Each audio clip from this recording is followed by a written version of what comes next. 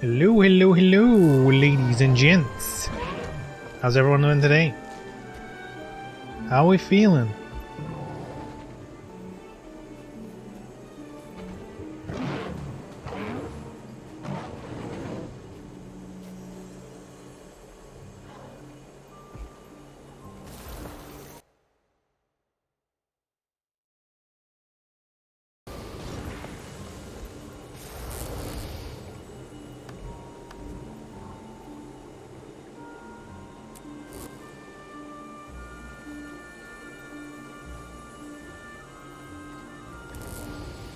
Alright.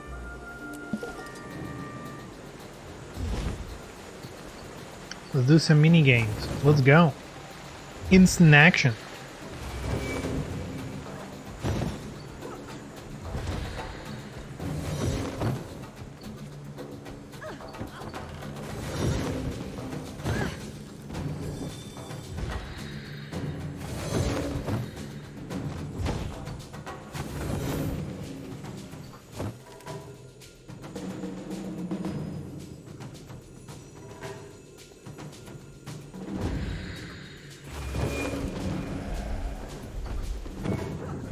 Whoa.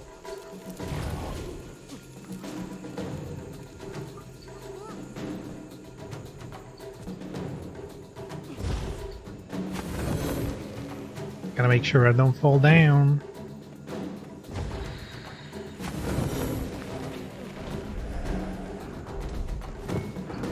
Shh.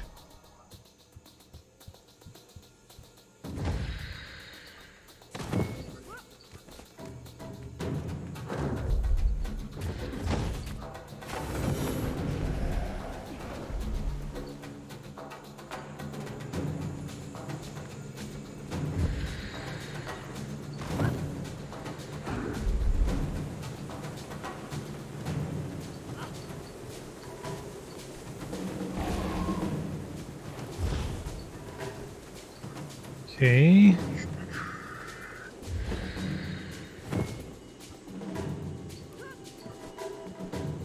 Oh! Oh, thank God. Perhaps it's still saved.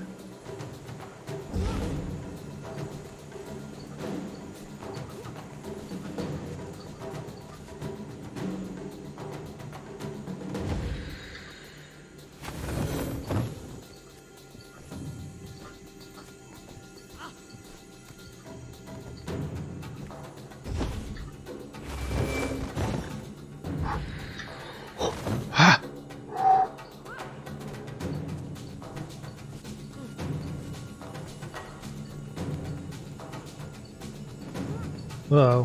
1 minute left.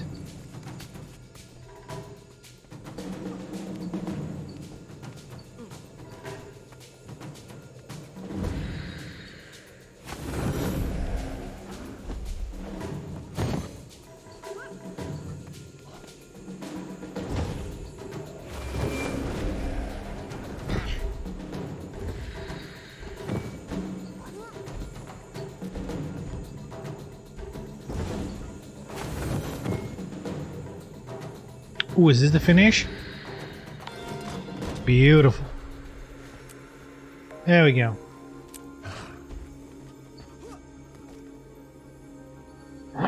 Excuse me. Hey, what's up, Beaver? Sweet, sweet loot.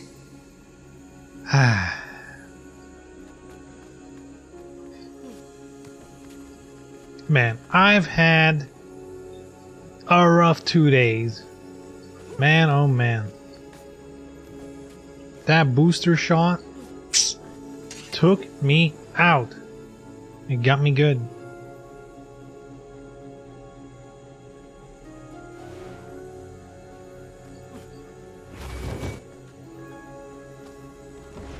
Like, even now, I can still feel it, you know, like, I'm better.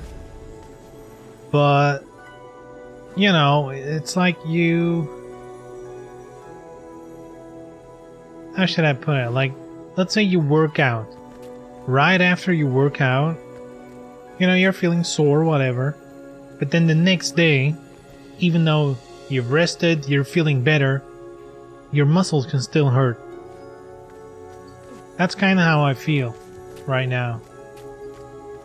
Like I'm over the sickness, but I still feel, you know, it's like I'm still recovering, even though I feel fine. Happens, I guess. Yeah, I've been hearing it. It's been happening more often for people with the booster. Hearing a lot of people having a rough day. Thank God I could work from home. Makes it a little bit easier to manage.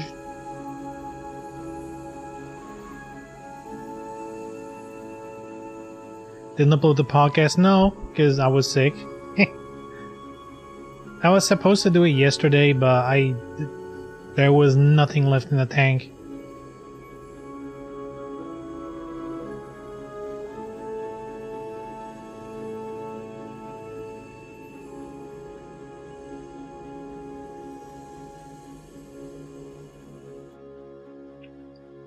It should be up either tomorrow, if I'm feeling productive.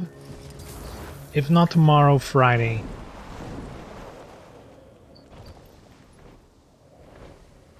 But since there's not much editing to do for the whole podcast,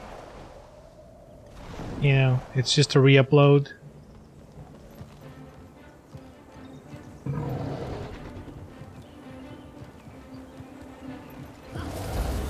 Should be fine. Replenishing.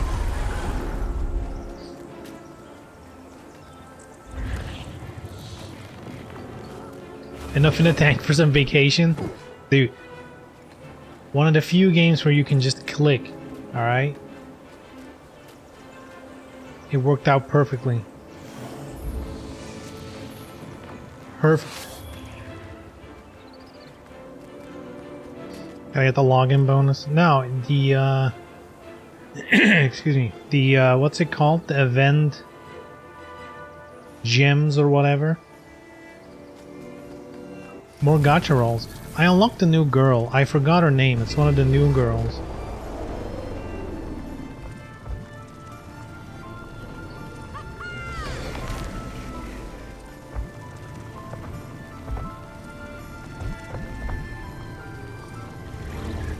Time to do something. I'm actually blue hair. No, black hair. What's her name? Nasami, something with NA. It starts with NA. Let me Google that.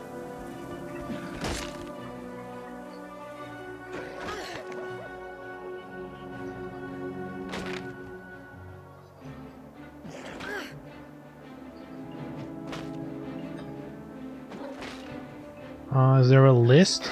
Hold on, I'm dying. There you go. Characters. Wait, am I missing her? Fuck. Nanami, is that her? Yes, that's her. Nanami.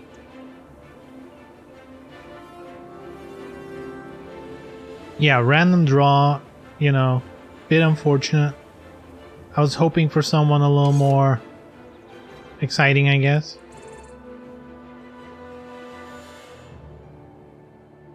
Dude, there's so many characters in that game. Holy shit. Like, it's almost hard to keep up. Like, there's names in there that I actually have to click on and be like, oh yeah, that one. I've seen her face. Koharu? Who's that?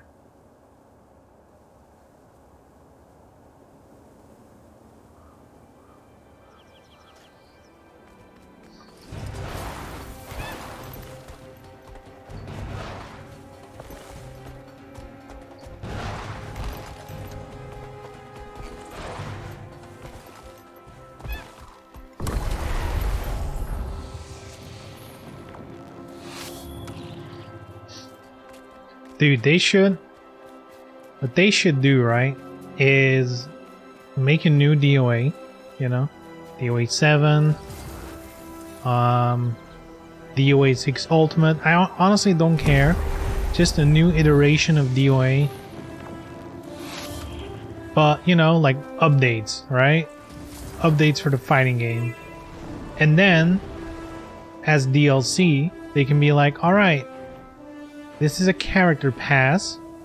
We're gonna add a couple new characters. You know, and if you buy the pass, you're gonna get all of them. And just straight up call it the Venus Vacation Pass. And just add a bunch of the girls. Just give them all fighting styles. And add them all to the fighting game.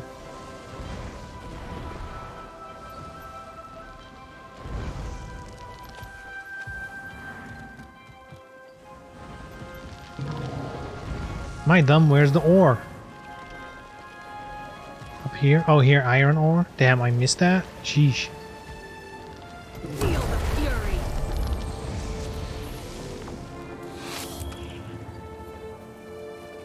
Sounds like effort. True. Yeah, they're not gonna do effort.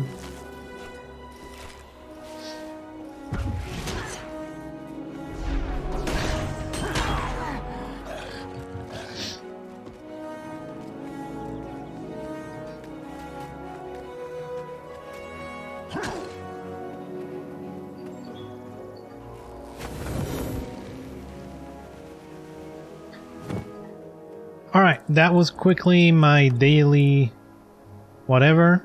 Let's get into what I'm trying to do here. Achievements.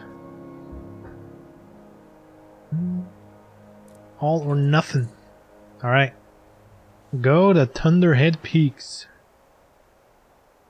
Let's go!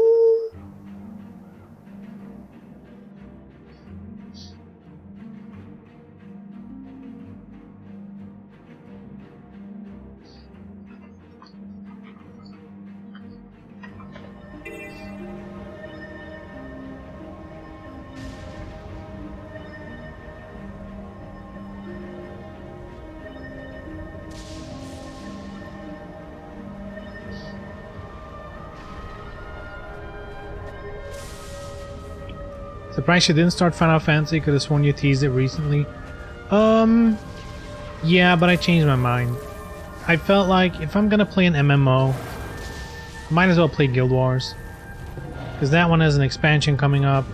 It's a game that I know way more about.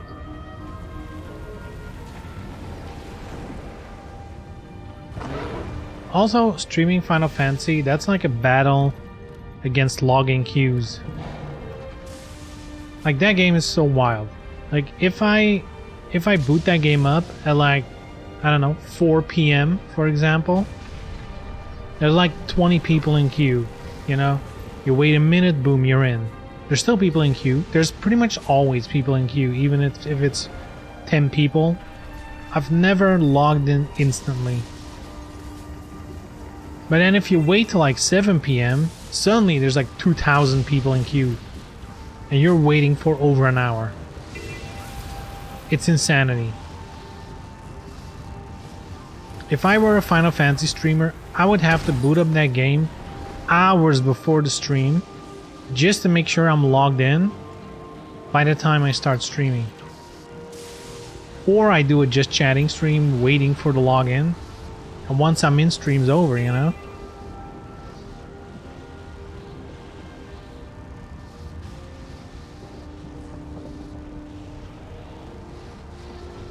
Alright, what are we gonna do? Renown hearts? Alright, alright, alright.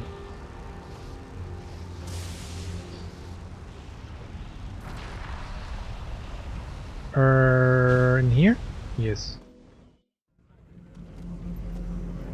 Stream Final Fantasy 1 to 15 all in a row? Sure. Damn, is that all the bonus things? So is that also like Final Fantasy 10-2 and like 13-2 and 13-3? Do I have to finish Final Fantasy 11 and 14? Like finish both MMOs? You know? 10-2 is the waifu one, no way you're not. I mean, true.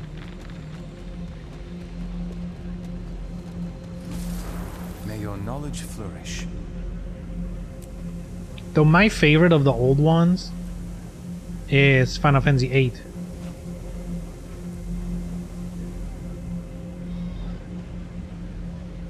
Eight is my favorite from like the PS1 era. Thank you. The older ones I've never really played. I played 6. It was good, you know. It was good. Wait, there's no... Damn, did I fuck up? There's one here. One here. One here. Where's number 4? Isn't that here?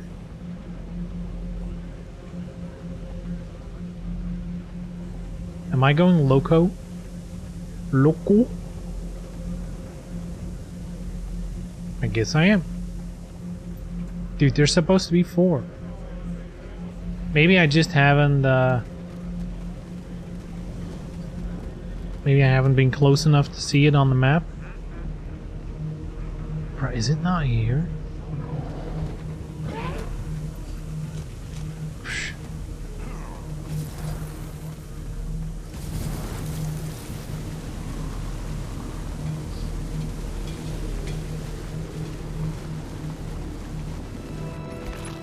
I would pay someone so I wouldn't have to play the 13 trilogy. Not much, but I would pay. Damn, is it that bad? Always thought I died soon. Oh yeah, here it is. See, I'm not crazy. Uh-oh. Look, it's you guys. It's you. Unhappy group.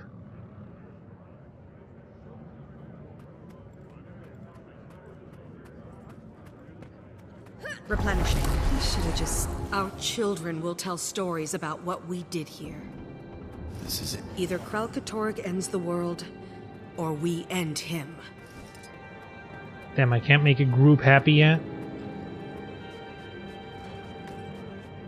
Dead? It's hard to keep fighting, but I know you have it in you.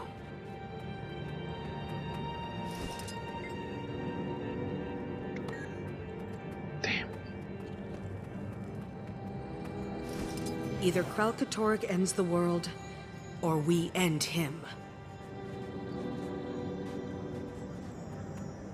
All prep for the Final Fantasy waifu tier list. Dude, you can piss people off. Just don't put Tifa at 1.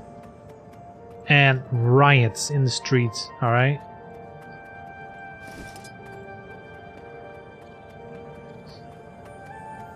Our children will tell So Tifa stories is a about what top we tier did. waifu. Even outside of Final Fantasy, she's top tier.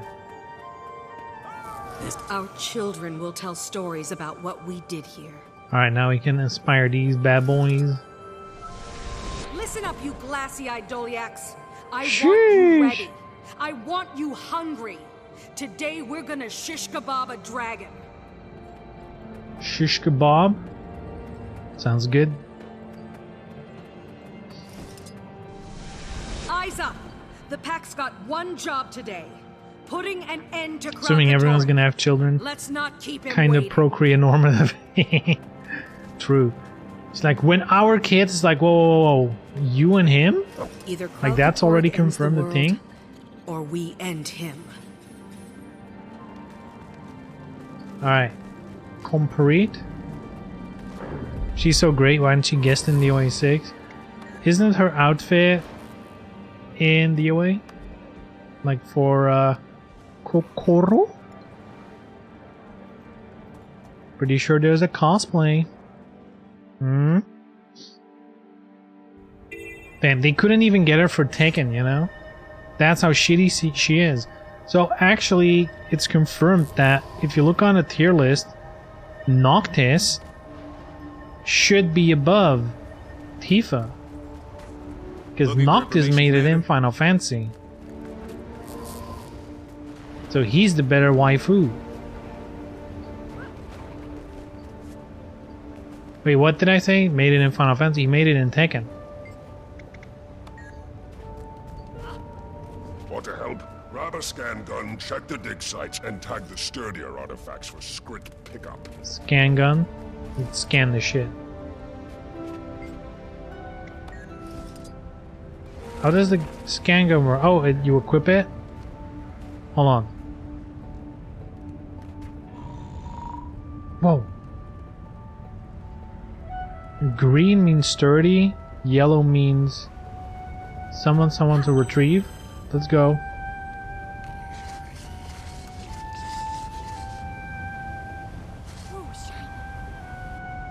Damn, he loved that shit.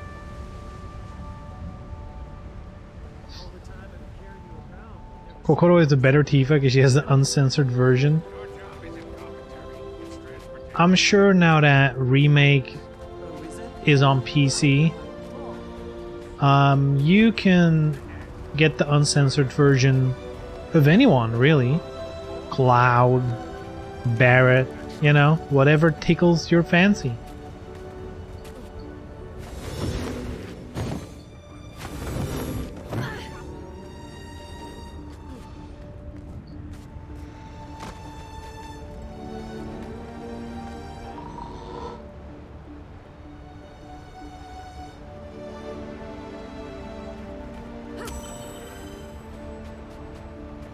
Alright.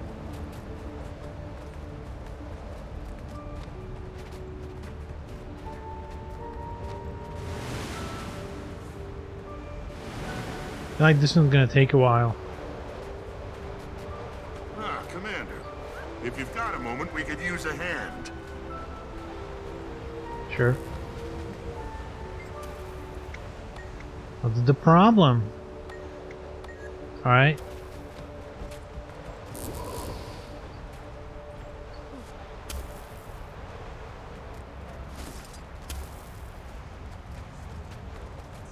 Okay, now what?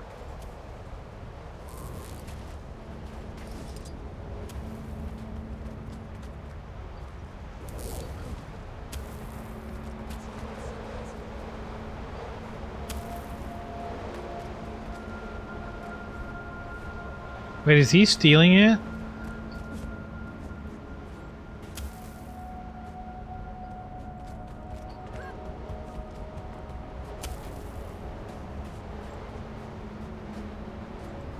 Good save. Now bring it to the bin. Is it just me, or am I amazing? There we go.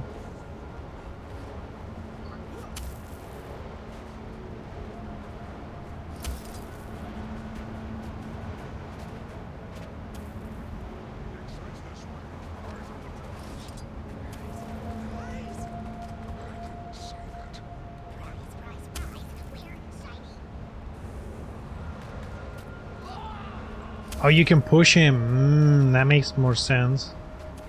Gear. There we go. Hey, this minigame seems to go pretty fast Great catch. for my progress. Mind putting that one away?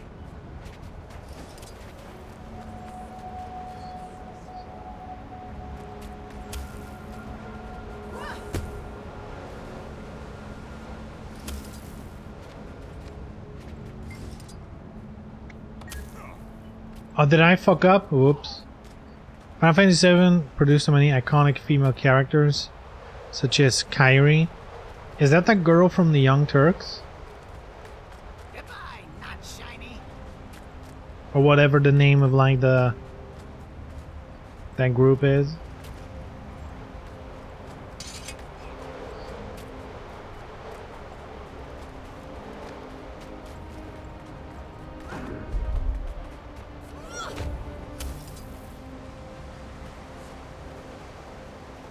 Mug. Oh, screenshot. Who is she? Yeah, that's her. I know exactly what. Yeah, she's Turkish. Uh huh.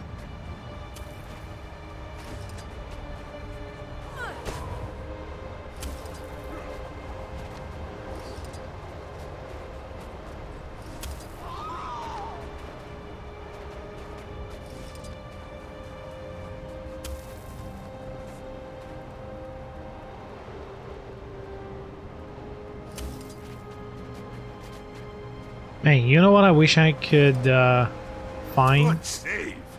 Now bring Copy it to the bin. of Crisis Core. It's insane that you can't get that game anymore. It released only on PSP and only physical. They never added it to the PlayStation Store. Insanity. So now if you want to play that game, legally, of course, because, you know, emulating is god tier, but if you want to actually own the game, you're gonna have to track down some used copy that's gonna be hella expensive, or you're gonna have to find like some kind of garage sale, you know, some find a mom who's, you know, throwing away all the games of their kid that's moving out and doesn't realize what they have, you know.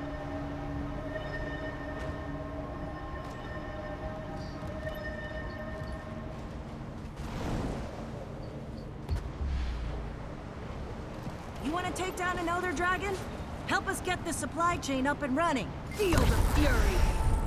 Supply chain. What do we do here? Supplies?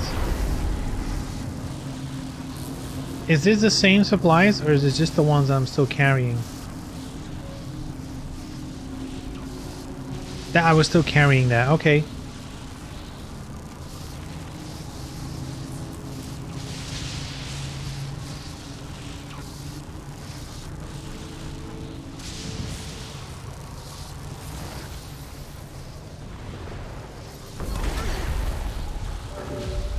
I wish there was a Bloodborne RPG set in Nazi-occupied Europe, just eating Hitlerites and leveling up. Damn.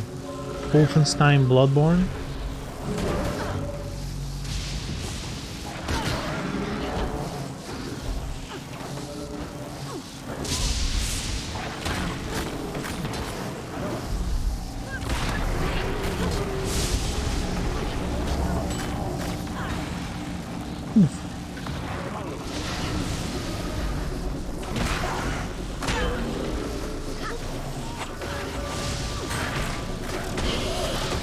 Damn.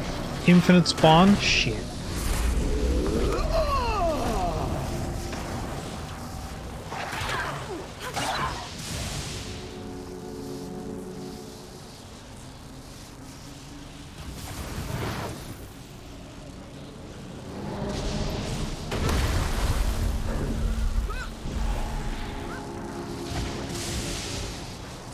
Man. I've been watching Aris play Tenchu, and damn, I want to play it again. Like, just seeing that game is like, shh, I want to get in. So good, so good.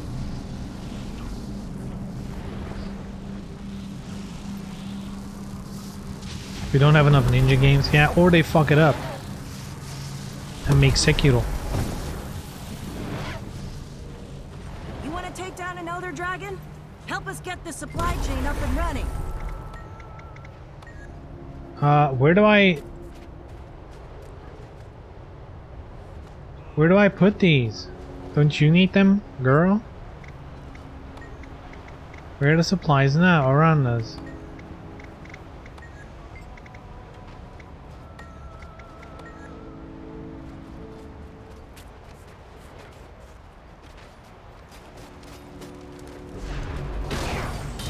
Commander, sorry. We'll cool off.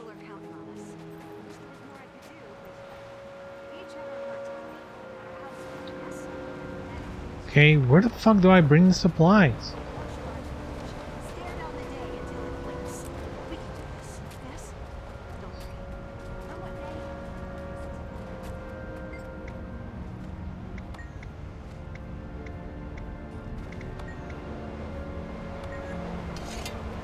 I'll look for them. Alright.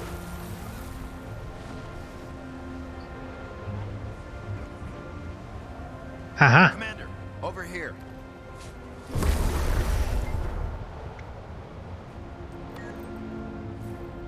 Oh, okay. Ooh, almost filled up.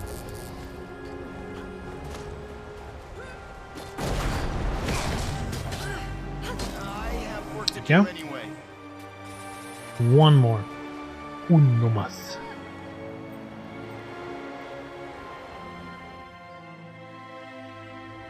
Yeah, we definitely don't have enough, like, stealth ninja games, I would say. Especially things like Tenchu, because the cool thing about Tenchu is that it really... And I think a lot of stealth games have this. Like, they border on being a puzzle game, you know?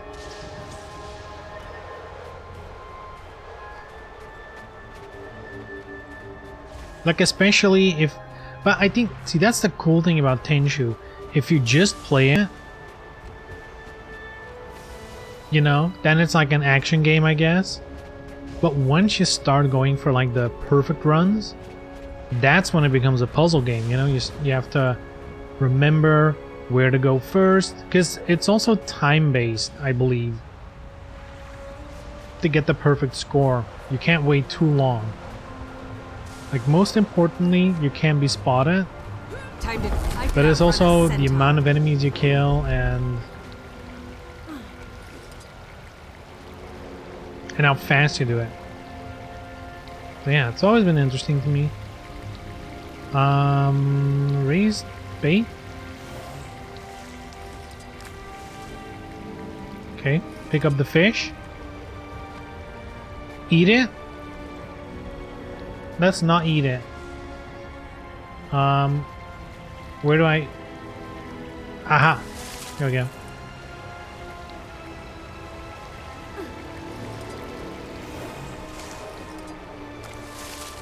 Floppin' tuna. I'm reading Crisis Core was on PSN but was removed quickly after. Dude, the couple lucky people who bought it when it was on PSN, god damn it, they can play it legally on their Vita. Dude.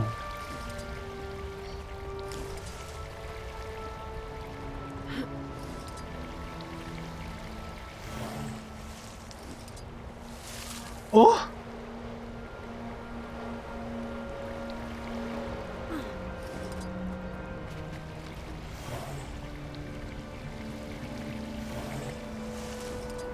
Got him.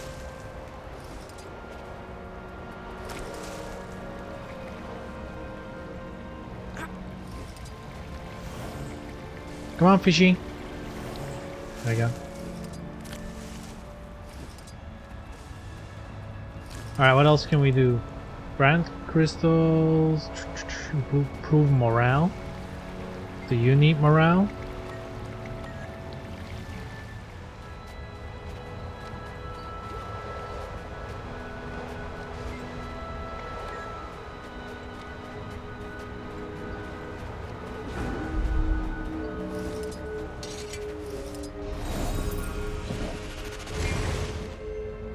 Damn, laser beam?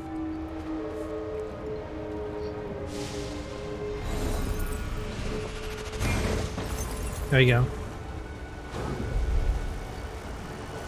Spirit of revolution burns with a ceaseless flame. Will we ever see the cancelled DOA RPG? It already exists. It's called Warrior All-Stars. That's where all the RPG DOA story is in. That's where people figured out the relationship with Honoka before DOA 6. Like, it's not even a joke that there was actual lore in that game before it was in DOA. Like the idea that she was like a sister of Ayane, like that was already in Warriors All-Stars. Like you could deduce that from dialogue. So that actually would be, you know, where the story was, you know. Now let's just catch some fish. It's gonna be way faster anyway.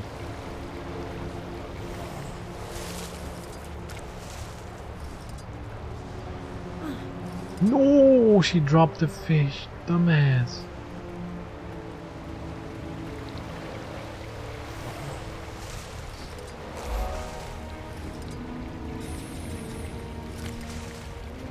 There we go.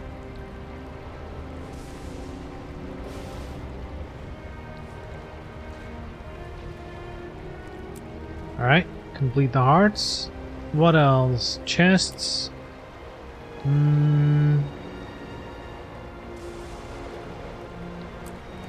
Complete any adventure.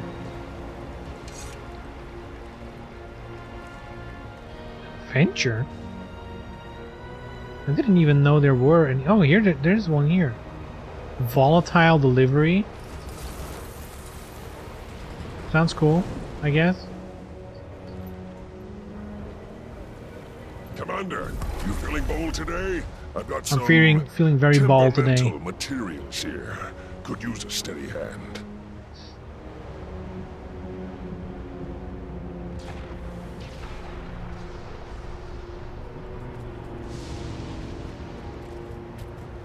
Hello?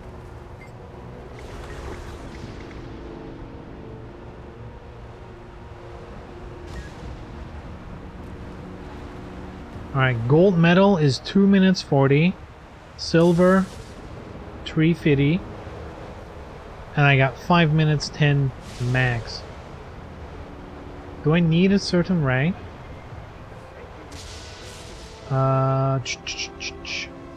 Complete any adventure. So I guess I have to do it within 5. Alright. I don't even know what I have to do, but... Want to know what I've seen since I got here? Wait.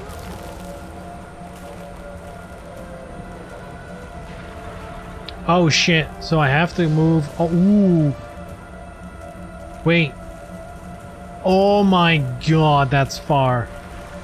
On foot? Alright, hold on. Can I cancel?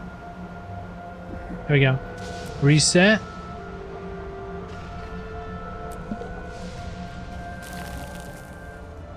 Want to know what I've seen since I Go, got go, here? go, go. Can I mount up?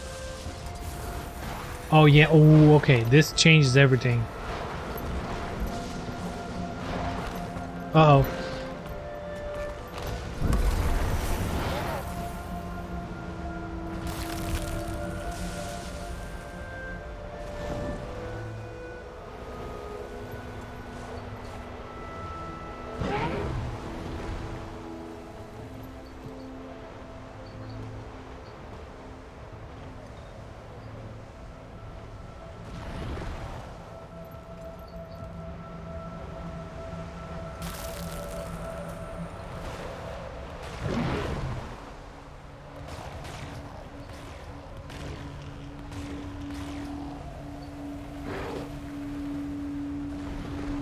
Okay.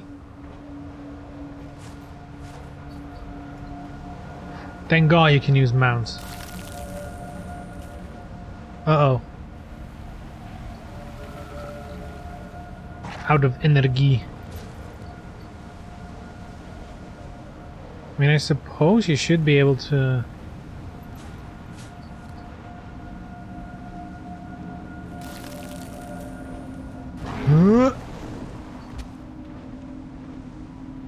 Okay, we can land, get energy, fly again, let's go.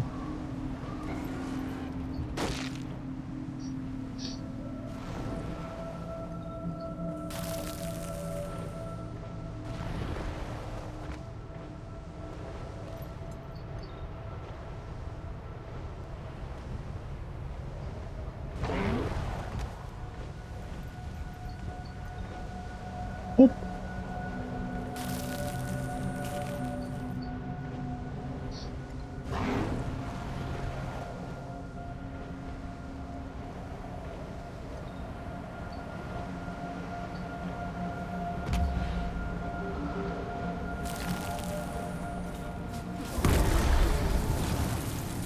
Alright, let's top speed this shit. Brrr.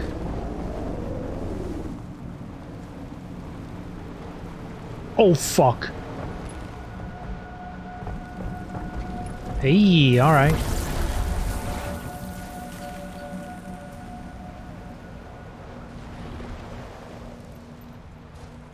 Didn't expect to go so deep, but you know, I'm...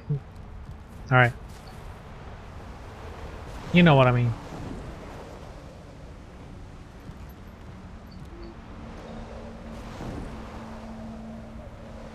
Looking for information, Commander?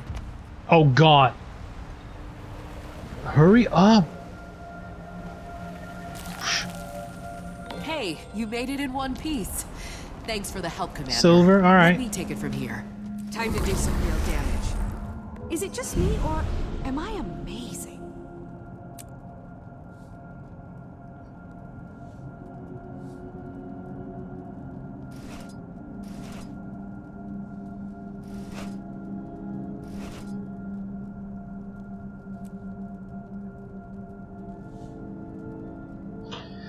Does age in DOA even matter?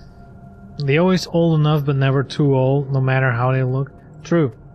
The ages don't match up with how they look. Helena, 23. Get out. Come on. Come on. Also, they don't age. They literally don't age. Like, over the course of all DOA games, how much did they age? Like, 1 year? You know? Kasumi started out at like 18 and now she's what, 19 or 20 maybe? If they're feeling bold.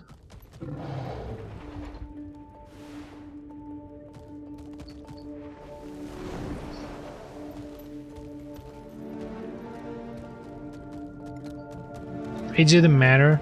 They wouldn't have to make it so clear that Marie and Hanukkah are definitely 18. I mean, they didn't have to make it clear. Time to do some real damage. It's just one of those things they do, you know? Like, why do they have to give an age to anyone in that game, you know? Why do we need to know the age of Bass? Or Bayman?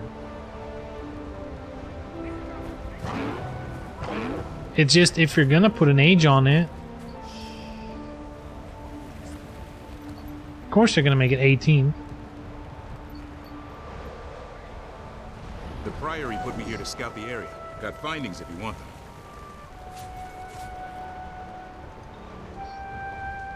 You know who the real freaks are? When you're like, look, the game says they're 18. Then there's people who are like, yeah, nah.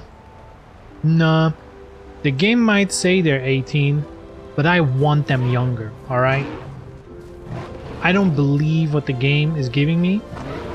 I refuse the facts. In my head, they're younger. What a bunch of freaks, alright? They're like, I can't believe you like Mary Rose. Also, I want her to be not 18, but younger in my head. It's like, whoa, what? Why would you want that? That's disgusting.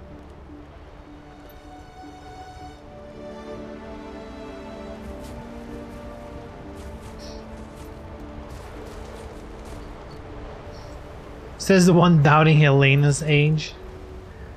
Look, if anything, I mean, I was about to say I'm giving her a compliment, but not really, because she looks older than she is. So maybe that's not exactly a compliment. But that's all I'm saying. I'm not saying I don't believe the age. I'm just saying she ain't looking like it. You know, maybe she needs to work on her morning routine. Freshen that face up. Maybe that'll help.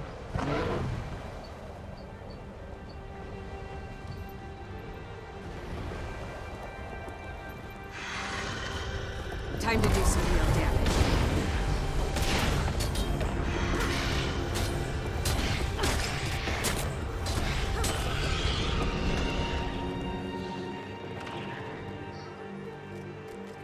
Is there a single fighting game character over 30? Sure, I think aren't there characters even in DOA 30? How old is Lisa?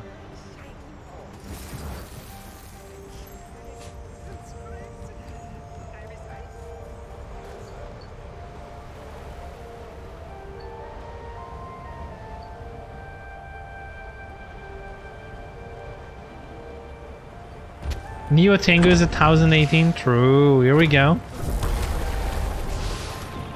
Ancient. Ancient.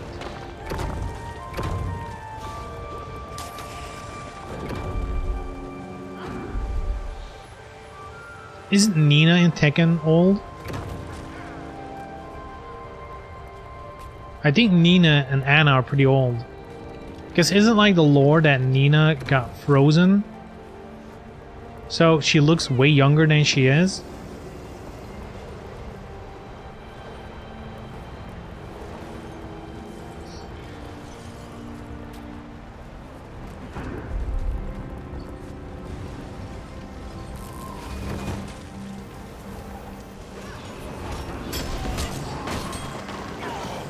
Lisa's 23. Guess I'm not good at recognizing age, huh?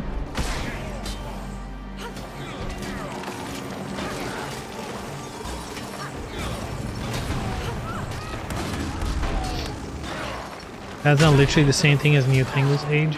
But what about Anna? Anna doesn't get frozen. And she's the sister of Nina. So unless she's like a way later and younger sister, Anna must be up there.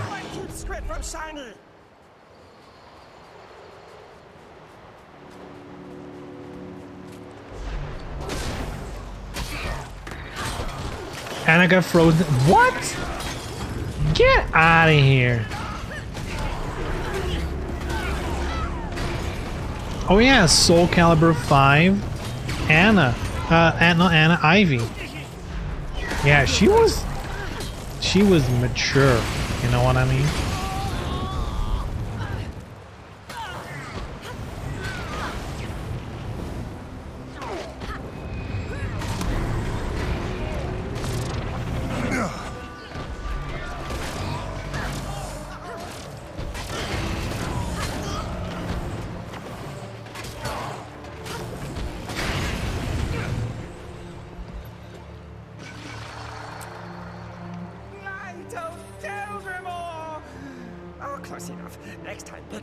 Sophia was a MILF?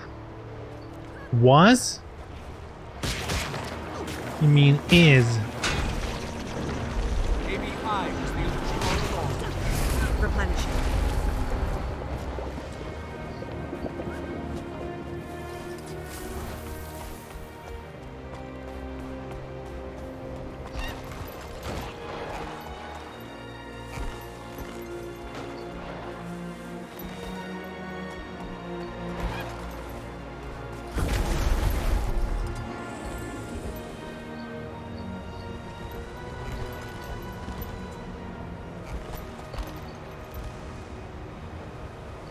How old is Ino from Guilty Gear? She must be like a little bit older as well, right?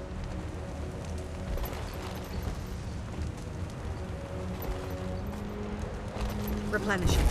Or Taki from Soul Calibur?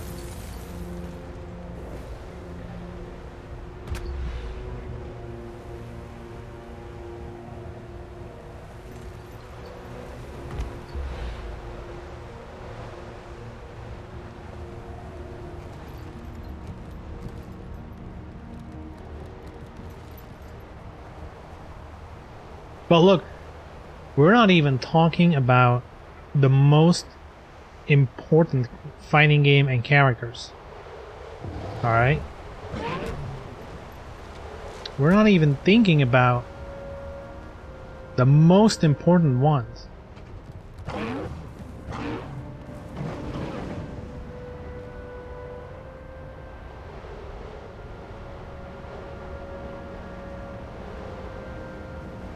Hold on, let's see. Can I throw this on screen? Should be able to. Chrome browser.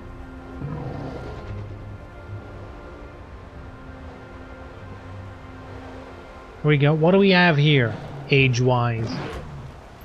What do we have here? 19? Alright. Dixie, she 26?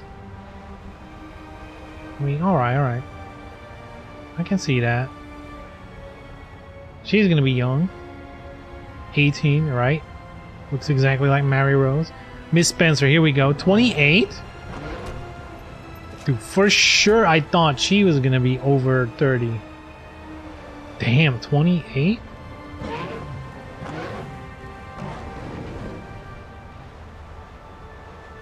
Unknown Maya. It's like the second they're hitting 30, it's like unknown. Damn. Dude, that is a weird trend, huh? Isn't it? Is this all of them? Or that's just trending?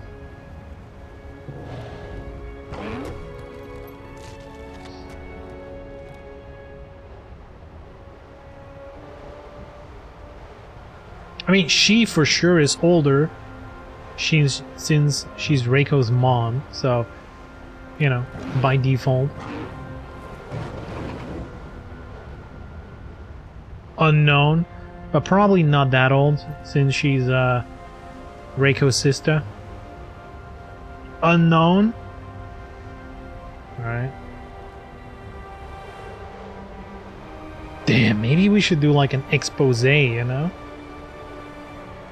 Fighting game age scandal. It really is bizarre how few over 30 girls there are. Because, I mean, I'm for sure if you look at the men, majority of them are going to be young as well. But even like just for DOA, you already like Bass is like, you know, what did they put him? Like, is it 54 or something?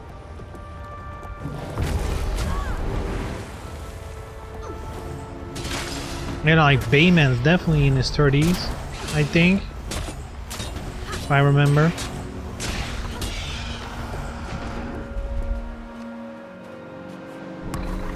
Unless, of course, for male characters, unless they jump to like 80 plus, and they're like kung fu masters.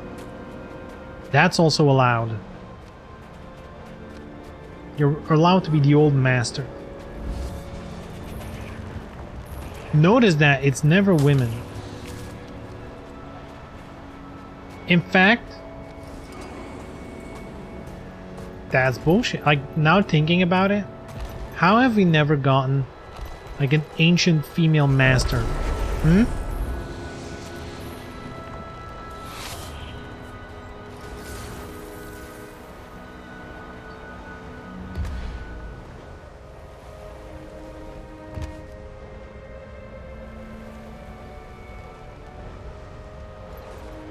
Time to do some real damage. Man, I wish this stuff was a little more involved. Like, half of this shit is just like, you know, gather some stuff. It's like, come on, man. At least let us do all the cool stuff.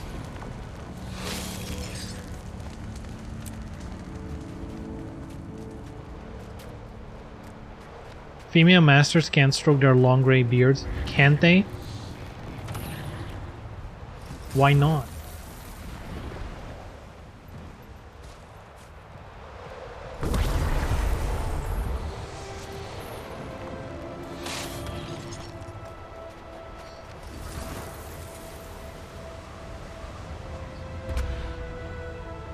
Dude, now I'm wondering about Virtua Fighter.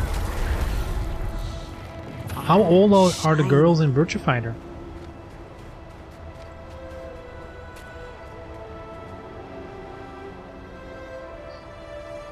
Because that game feels a little more grounded with their character design.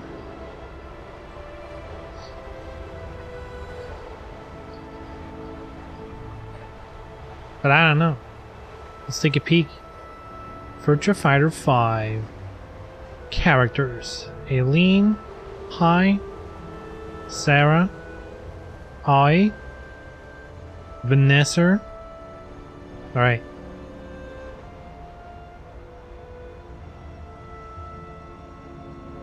No age? What the fuck? They don't list age in Virtua Fighter?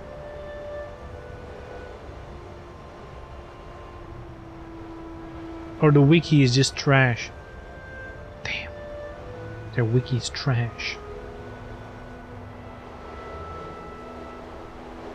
Oh wow. On Pai's page, it says the day she was born.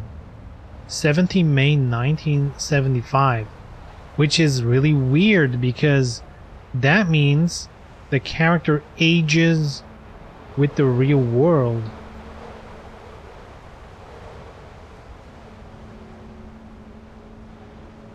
How does that work?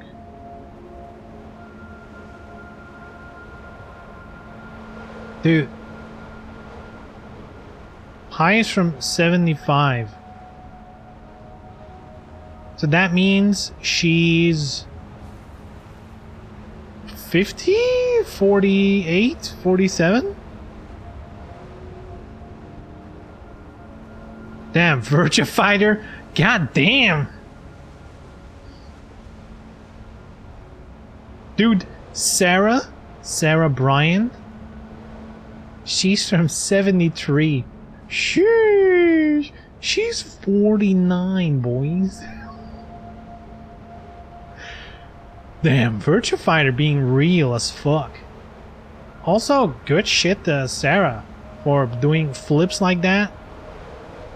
At 49? God damn.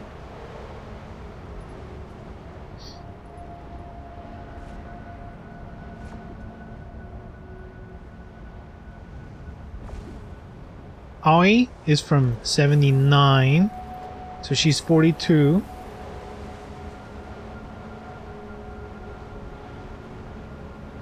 And no information on Vanessa. Damn, that's insane. Here's the thing though, maybe instead of giving ages, they're like Virtua Fighter, you know, is happening in X year, you know? Maybe that's what they're doing, you know?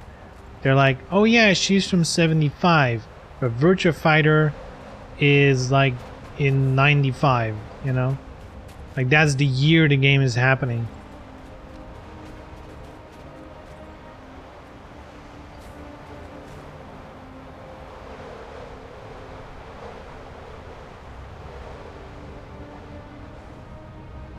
Pretty sure in Virtua Fighter World, not a single year passed between all the tournaments. And it's still the year of the first tournament. What? They did 5 tournaments in 1 year? God damn.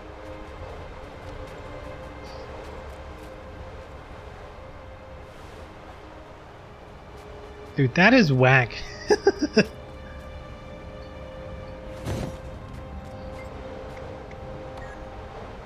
Come! Light of Delta word, big shiny! Big shiny equals big joy! Scratch math!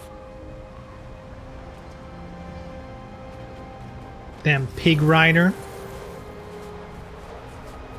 He's riding on a pig. He's got style, I like it.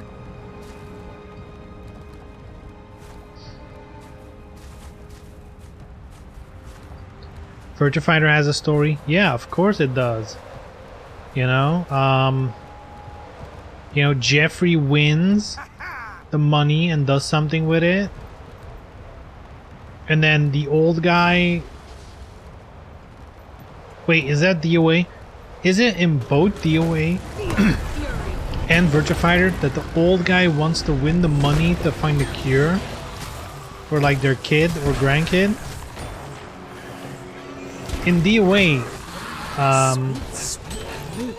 what's his face? Genfu wants the nose of Tengu for its mystical powers to cure shit. Blast! Dig! Through! Pain!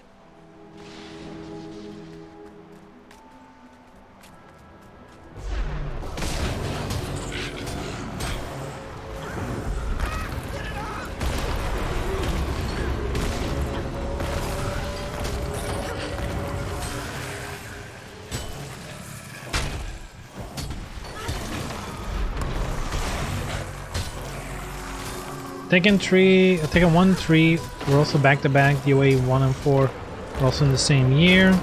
And the games did time jumps. Sure, but in those games, or at least in DOA as far as I know, they just state the age. So they're like, in this game, they're this old. Instead of being like, this is when they're born and the game is happening in whatever year. No one keeps script from Shiny! I guess in the end it's all the same. Genfu's daughter, next girl in Venus Fate, is daughter or granddaughter?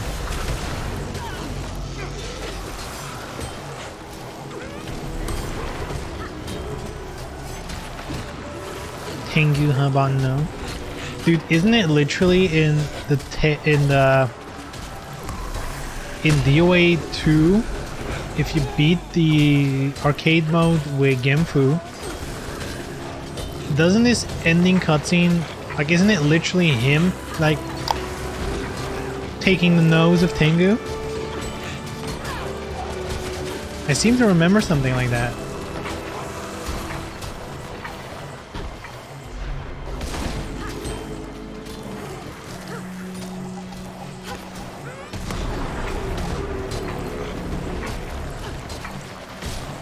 Chun-Li from Street Fighter doesn't get older, does she? No, it's just like these other games.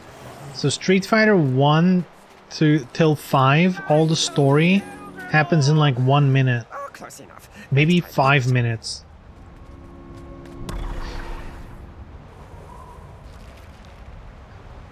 She gets older but doesn't age.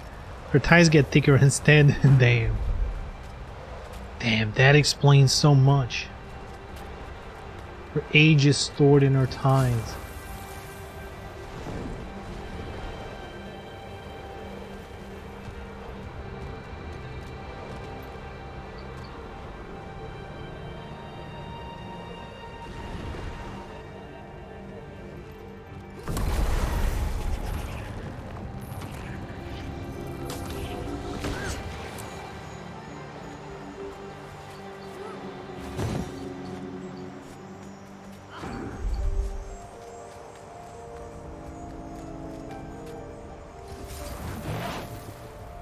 Man, now I'm curious. Now I want to look up Genfu's ending movie. Genfu, DOA 2, end.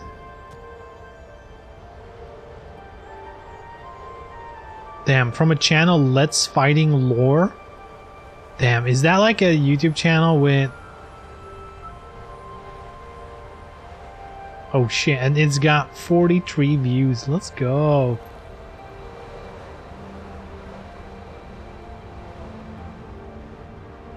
Someone's putting in hella work, not much views, which I can only respect.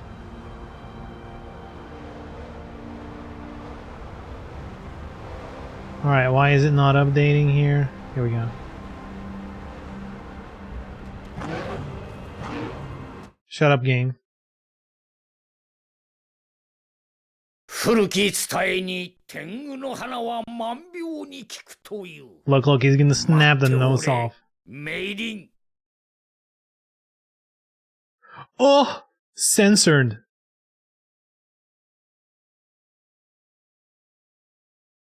It's being censored. 古き伝えに天狗の花は万病に効くという。待っておれ、メイリン。 Sheesh. Look, all I'm saying is, look at that nose, alright?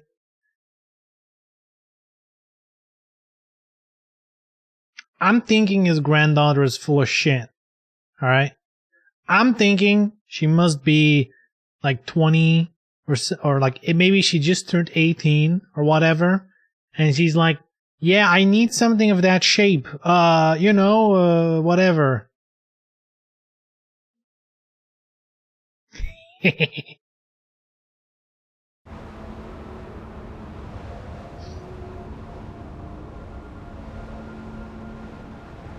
Looks like Mortal Kombat has older females. Yeah, but they also die and get reincarnated like a bunch of times as well. So I'm not sure if Mortal Kombat is really, you know, they kind of cheat with the ages as well. Because that's the thing, right? Whenever you get someone that in the lore is a little bit older, you know, like Nina or whatever, they kind of do have an excuse to make them look younger. You'll be feeling that one for days. Replenishing.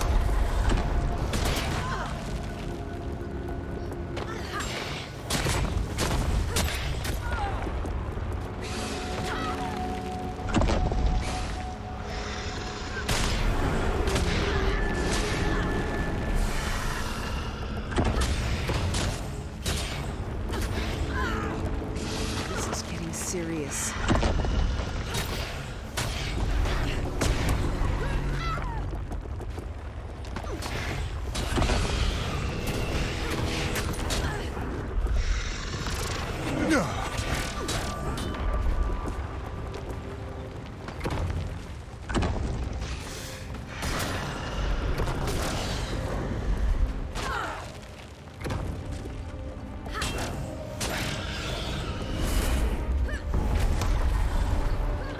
So he is old, and looks old, and is just human in Mortal Kombat. Yeah, but didn't they reset the timeline?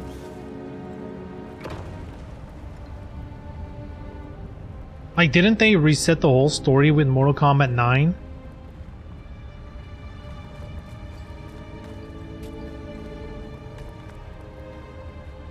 So, you can bet your ass, if they're like, alright, we need Sonya to be young again, they're just like, yeah, we're rebooting. She's now 20.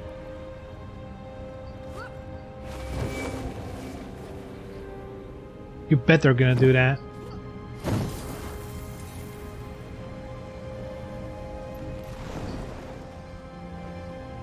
I guess with Mortal Kombat 10 they went, you know, kind of like the Soul Calibur 5 route, you know? Like, here's the kids. The next generation.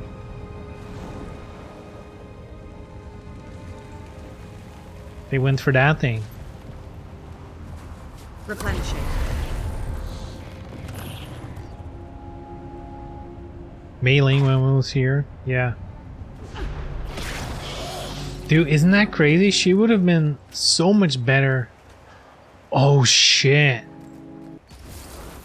Look. That's how they can bring... Oh, okay, alright. Team Ninja, you know, like I said before, call me, you know, I got ideas for years to come for DOA, alright? But let me give you this one freebie.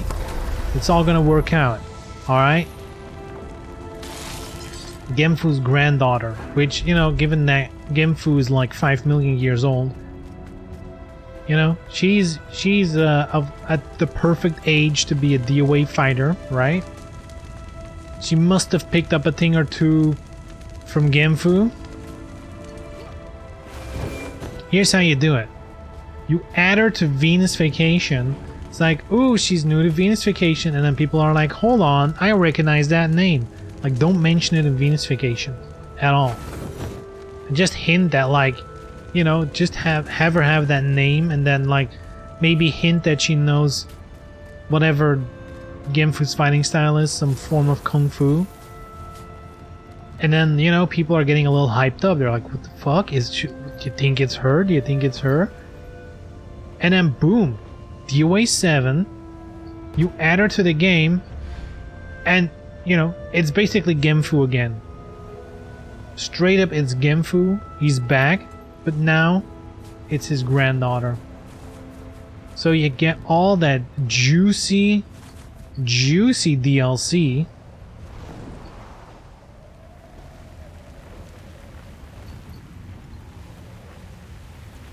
And you know, and people who want Genfu back have him back. Except it's a girl now. Don't you see her in a DOA 3 cutscene and she's like 8? You know, you got a time jump in DOA 7, alright? If she's 8 in DOA 3, that means she's like what?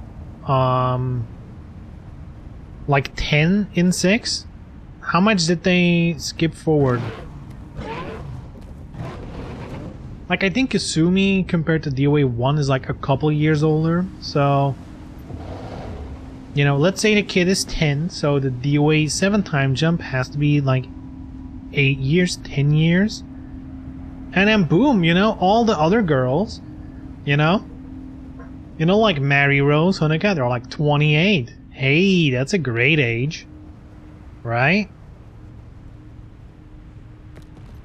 You know, Helena, 33, perfect, perfect, you know? That's aiming for my demographic, perfect. 2 years from 4 to 5, noise.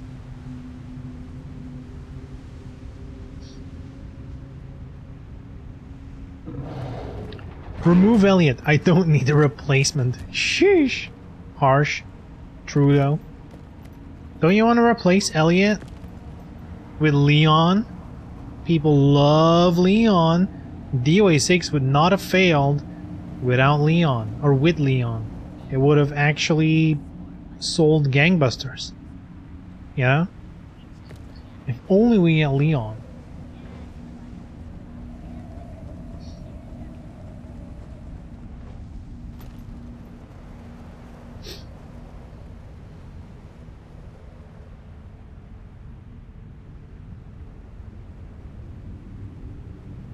Hey, what's up, Seagull? I've been playing through Pokemon Brilliant Diamond. What the fuck is Pokemon Brilliant Diamond? Did they remake another old Pokemon game?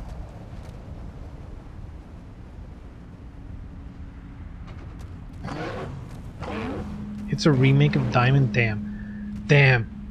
They're like, alright, we're not just gonna make new Pokemon games every fucking who knows how fast. We're gonna double dip with remakes. Brilliant Diamond and Shining Pearl. Sheesh.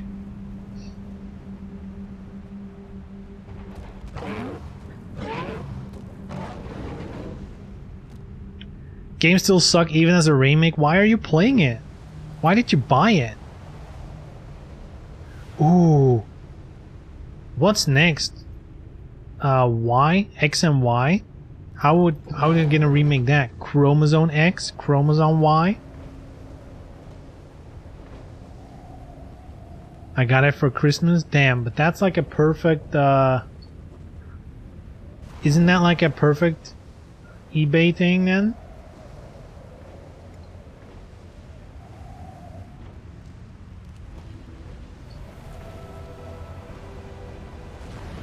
Black and white. Oh shit! How would they name a new black and white? Oh, come on. Patience, friend.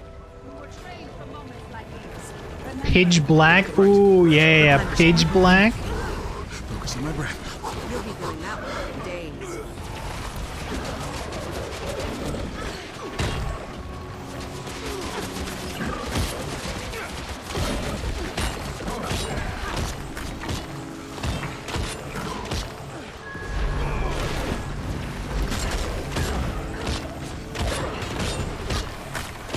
Too British for me. Damn, too oi bruv.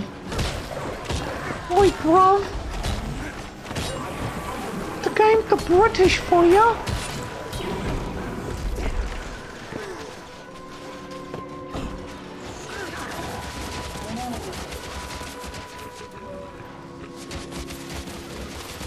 A new Black and White exists, they call it Black and White 2. Oh yeah, what was that about? Aren't Black and White 2 just new games instead of remakes? Thanks for the help. The path should be clear.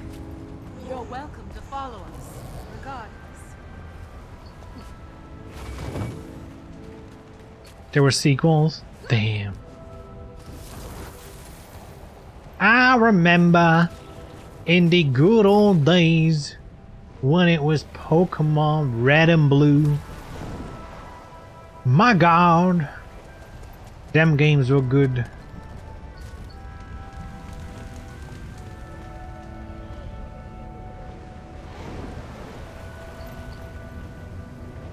The original 151 are still the best Pokemons out there. Oh lordy.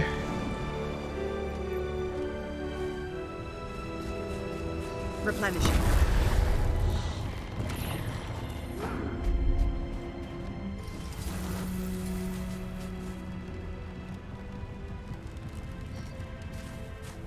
They were passable? Damn. Passable?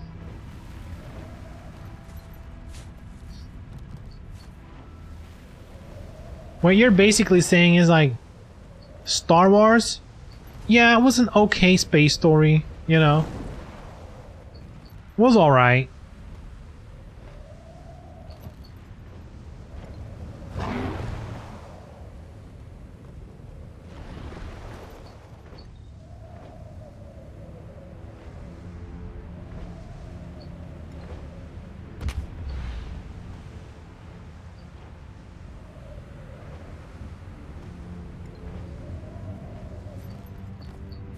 Wow, there's actually monsters this high? Feel the fury. Snow Truffle?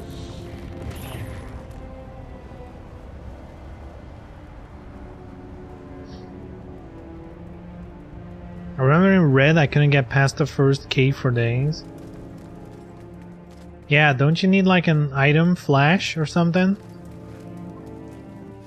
The flash skill.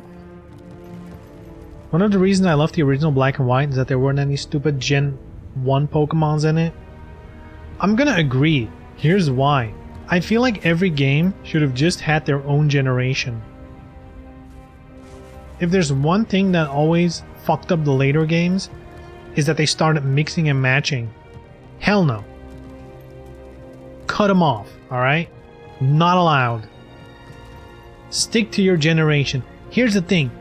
If you're not confident enough that that one generation has good enough Pokemons and then you're gonna dilute it with old Pokemons, you know, maybe go back to the drawing board and figure out, you know, until you're happy with your entire new generation.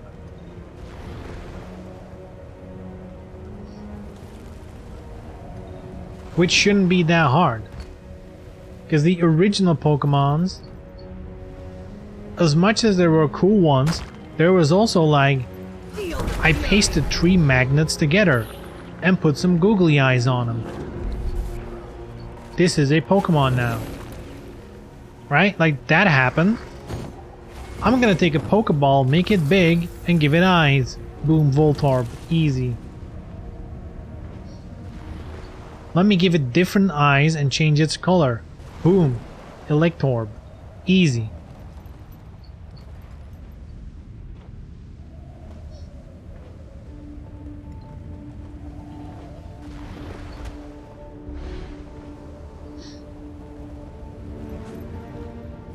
Feel the fury. Feel the fury. The problem is they tried it with Black and White and people didn't buy the game, so it's ruined forever. I mean, sure, not ruined forever, I would say, but no way Pokemon would have survived so long without the originals. Also true. I think a lot of Pokemon games sell just out of nostalgia.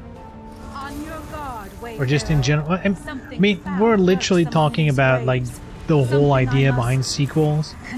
Sequels always sell better because you have an install base ready to run, you know? Like, there's people who are willing to buy it just because it's a sequel.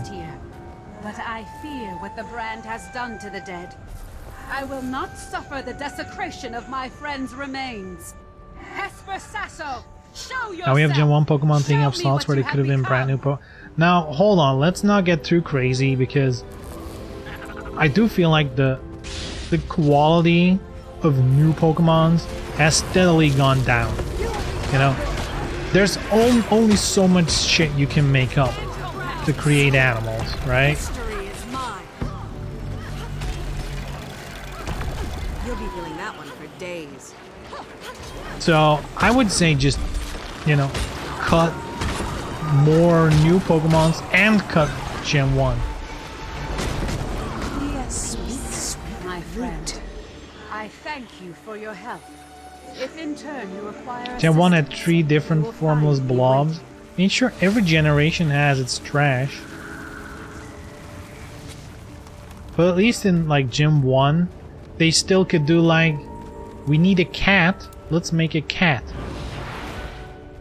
But if then in a later generation, they're like, here's another cat, she's slightly different. It's like, what? We're like, we need a new Pidgey. Like, that's the problem with Gen 1. They established the basics. We need a new Pidgey.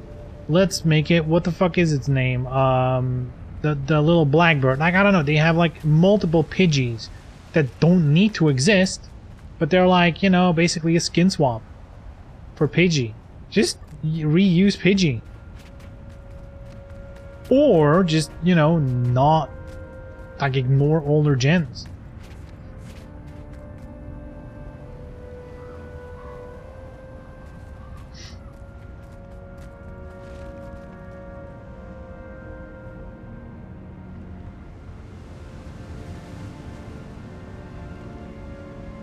Just have one Pokemon per game, making a deep psychological study of that Pokemon. Yeah, you just play as the Pokemon. Fuck you, I love Pidove and Halo way more than Pidgey. Pidgey substitutes are way better. Damn. Damn. They should have invented them first. That's all I'm saying. You know what though? I feel like whichever generation of Pokemon you like is probably just the first one you played. Pretty much anyone who started Pokemon with the first game is gonna prefer the first generation of Pokemons.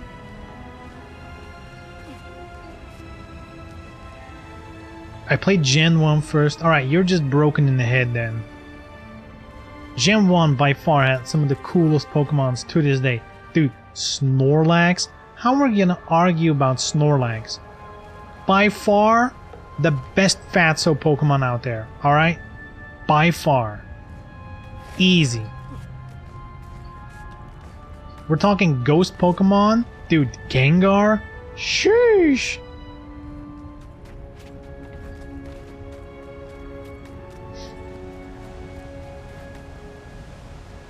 When is Pokemon Waifu tier list? That one's easy. What's her name from the Psychic Gym? Boom, top tier. The rest, irrelevant.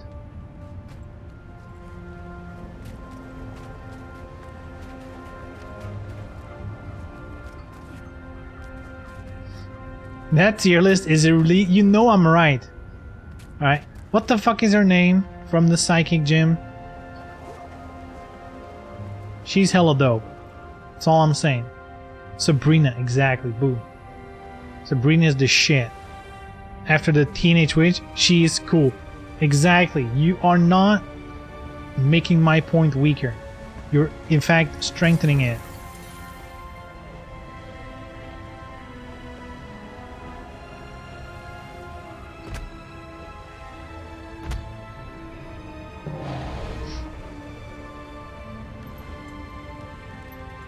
Look, all I'm saying is, her pose, from what I remember at least, is she's using psychic powers to play with Pokeballs. AKA, she can play with balls without touching them. I mean... It's game over, right? Top tier. Easy. Game over.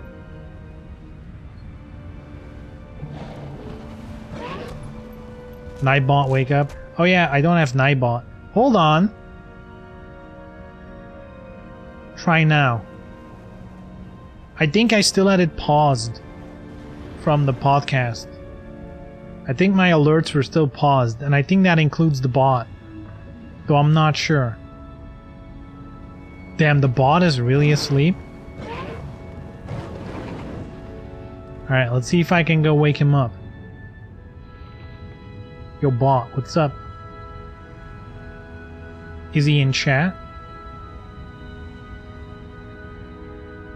He's not in chat. The bot is not here. Bot, where you at? Cloud bot. Why is my man Cloud bot disabled? What the fuck? He was legit disabled. In my settings. Is it? Hold on. Does he disable automatically if I pause my alerts? Please don't say it's true.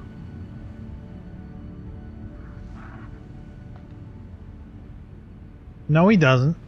The fuck? How did it get paused? Or how did it get turned off? I didn't do that. Alright. Did it get reset? No, right? Commands? No, they're all still there.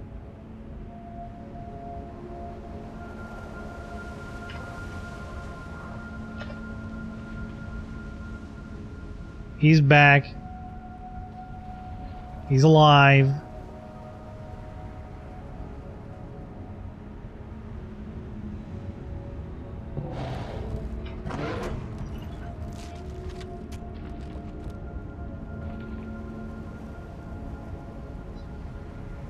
Damn, I forgot I made those. There's exclamation point, exclamation mark. I don't know what it's called. Discord, Instagram, YouTube, Twitter. And socials. Hell yeah, I got them all.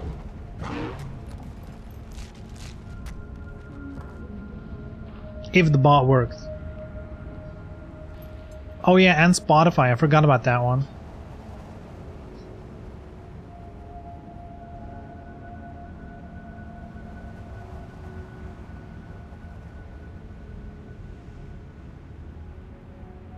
Anyway, I suppose 'tis break time. Replenishing.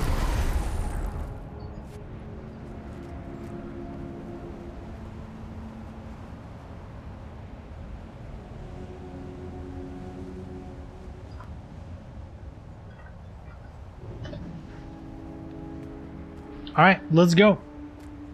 Be right back.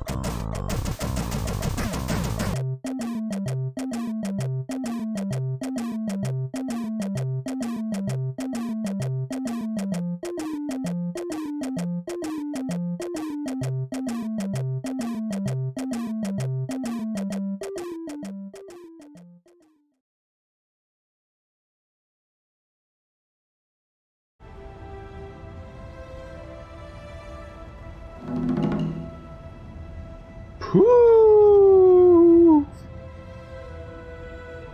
We're back.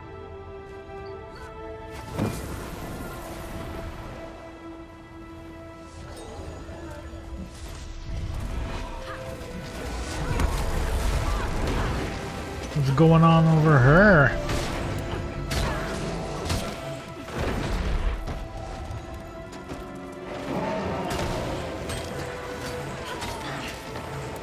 Oh no, they're attacking the buffalo. Buffalo Bill.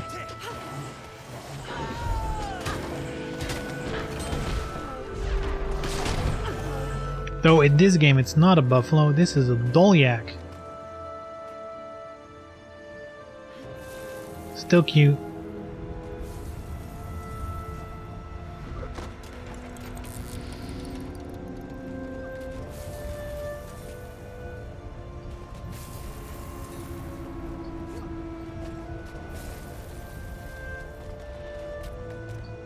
Hey, by the way, who here is going to play Rainbow Six Extraction?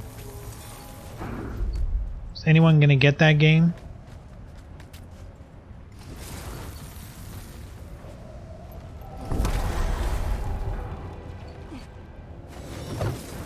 Which I heard is gonna be included with Game Pass. So if you're an Eggbog Game Pass user, you know, you can play for free. I guess you pay for it, but you know what I mean. Excuse me.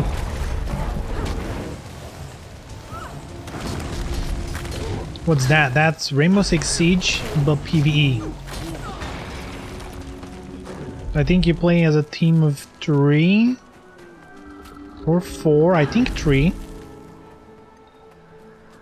And you have to, you know, like, shoot aliens or something.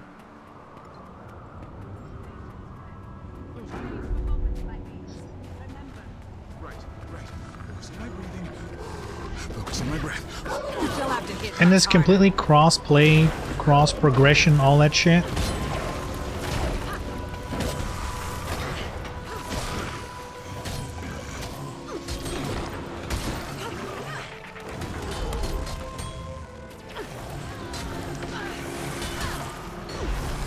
I'm collecting Ubisoft games, not playing them, but collecting. I do also have quite a few Ubisoft games that I'm not, you know, that I haven't even started.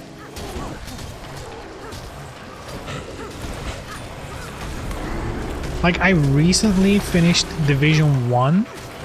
Recently being like months ago. I have Division 2. Have not booted it up yet. I've recently finished Wildlands. I own Breakpoint. Haven't played it. I own Watch Dogs 1, 2, and 3. I've recently been playing 1. Thanks for the help. The path should be clear. But, you know, I've stopped somewhere and haven't picked it up yet, so...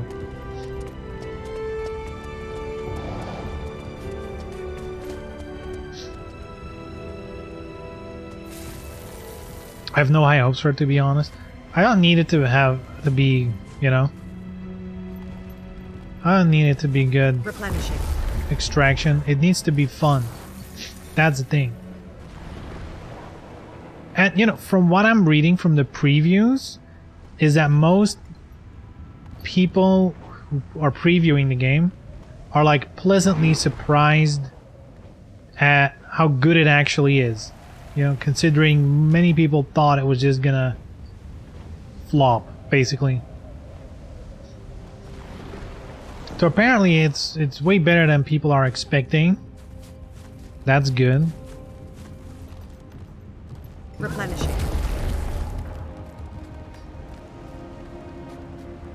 I don't even think they're asking full price for it. I think if you buy it, it's like 40... Is it 40 euros?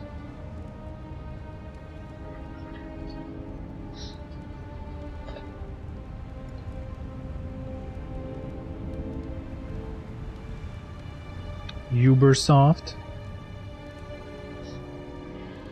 Watch now. Wow, there's no buy now button at the start of the page?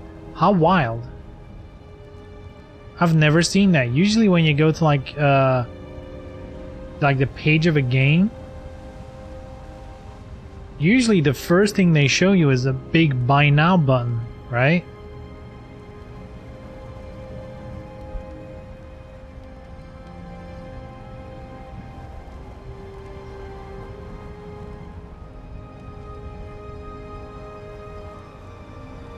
Where's the buy now button? I guess platforms?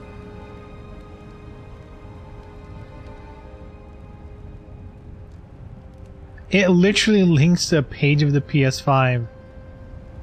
You don't know what a PS4 is? God damn. Ubisoft, where's the buy button? Alright? What if I want to buy this game? You're not even giving me the opportunity? No pre-order? I guess here, pre-order. How much is it? Damn, they don't even show the price here?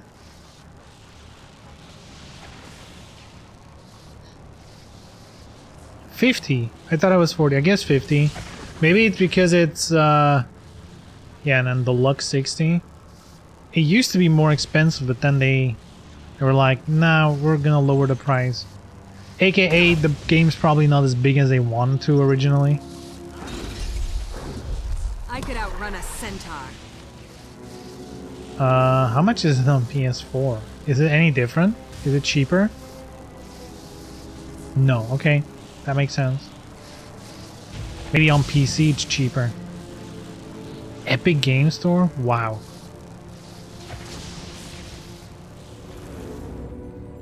En français? It is cheaper on PC. God damn. Damn, console tax? Console tax?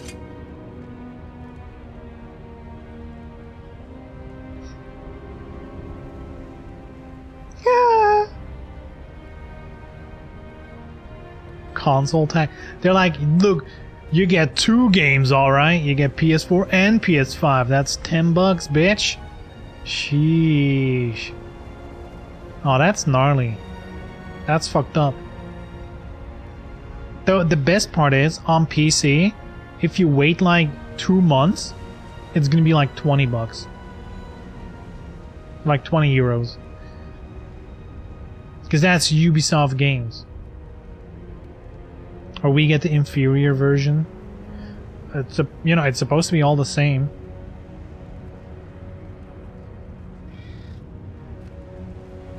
Oh yeah, and there's the buddy pass. That's right. If someone has the game, you can invite 2 people to play it for 14 days to give it a shot. So look, here's how it is. All right, I'm getting the game anyway. Someone wants to try for 14 days? Holler. Oh, and the Zenith VR, I think I'm definitely gonna get that game. It looks tight. I've been wanting to get a VR game to sink my teeth into. The whole PSVR 2 news got me in a VR mood, you know? So I kind of want to play some VR games. The one thing that I wish... the one thing that I wish, like in my position, was that the PlayStation VR had a better streaming experience. That's the only thing I kind of hate about PSVR.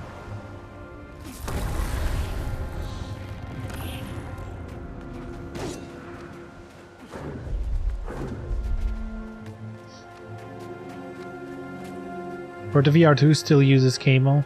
I think any headset that's going for high quality is cabled. Because you can't really pull it off. Like the Quest 2. Like a lot of people blame the Quest 2 for holding the VR space back quite a bit. Because you notice a lot of games when they launch like VR games now, because they have to develop with, you know, like the Quest 2 is the most popular headset out there, but it's also the weakest of all because it has like built-in mobile graphics, you know. And there's definitely been a decline in like fidelity, you know. There's been, you know, there's like at one point, especially with Half-Life Alyx, people were like, oh yeah, this is the new standard for VR games. And then the Quest 2 kind of flipped it around and was like, no, games are going to be smaller, worse graphics, more bite-sized, but wireless. Hey!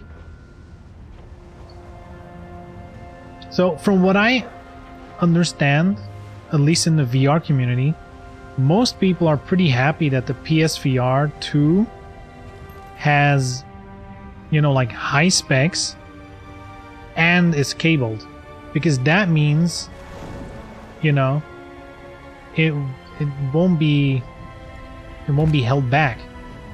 In fact, there's many rumors going around that Half-Life Alyx is one of the games that's gonna be on PSVR 2, that it's gonna get a PS5 port,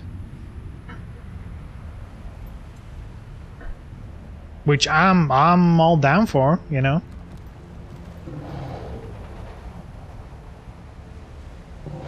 Like that's like the one PC VR game I'm like, damn, I'm missing out.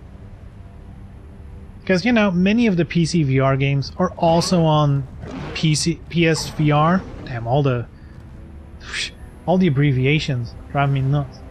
Most games are on PlayStation or have like an equivalent on PlayStation, but yeah, you're playing kind of like worse graphics, whatever, right? You know, worse controls. I think that's the biggest one. Like people are always like, yeah, the PSVR, you know, low graphics, whatever. Honestly, that's never been a huge issue for me, because, you know, like most games, again, thanks to the Quest, most new games aren't even pushing graphics in any significant way. However, the fucking Move controllers suck ass. They suck so hard for VR because there's no joysticks on them. There's no analog sticks. You gotta keep that in mind. If you're used to VR on PC, you can't even imagine what it's like playing a game with 2 controllers in your hand with no analog sticks.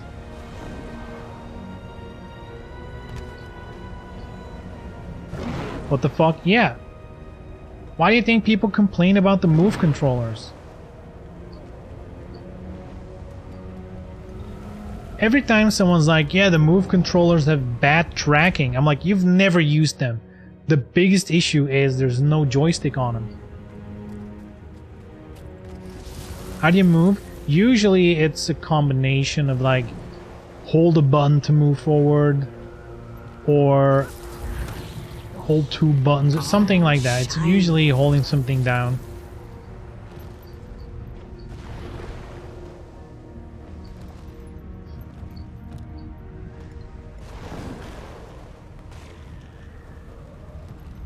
Yeah, it's garbage. But then, on the other hand, you have the PSVR aim controller, which is making, you know, FPS players everywhere jelly. Because that one is by far the best controller for shooters. Is it just me, or... And it does have an analog stick. So any VR game on PlayStation that you can use the aim controller, so much better. So much better.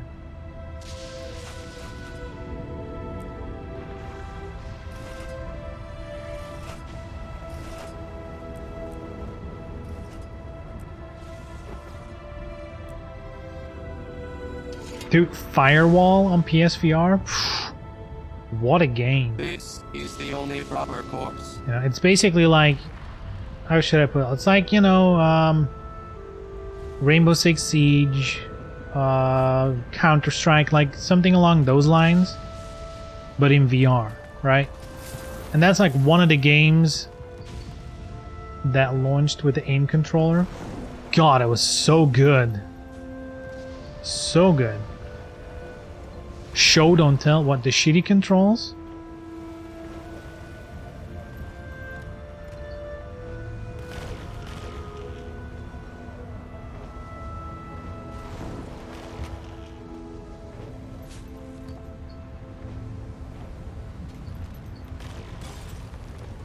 VR shooter. It's kind of dead. Most people moved on. Like, you can still find matches, but yeah, you know, you have to wait. Like, if you're lucky, like, let's say on the weekend, prime time, you know, you'll have to wait 5 to 10 minutes still, right? If I were to look for a game now, you could easily be waiting 20 minutes plus for one match. In VR. You're waiting that long in VR. No.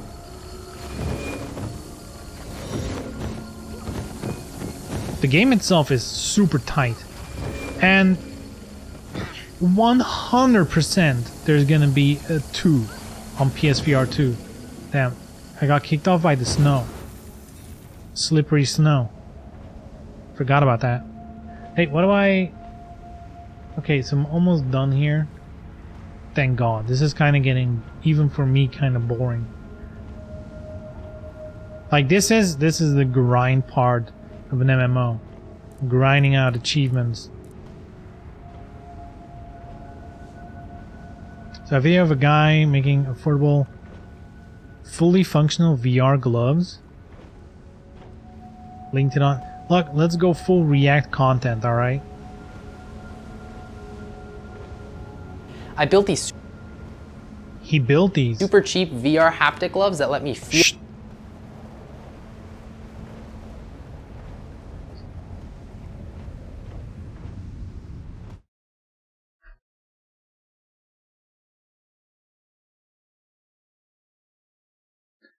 Why does OBS never find my browser window instantly? The correct one? I guess I have too much open. How do I do this without... Because I still want to see chat. Hold on.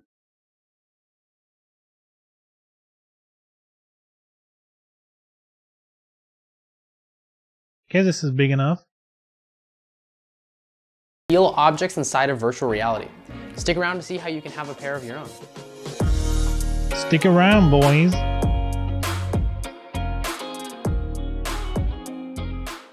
Virtual reality is a really cool way to have some amazing. All right, let's skip to the good bit, right? Let you be able to interact with the virtual world in a way that you Damn, never he could can before. strangle himself And with this is it. something that I've been wanting to see possible.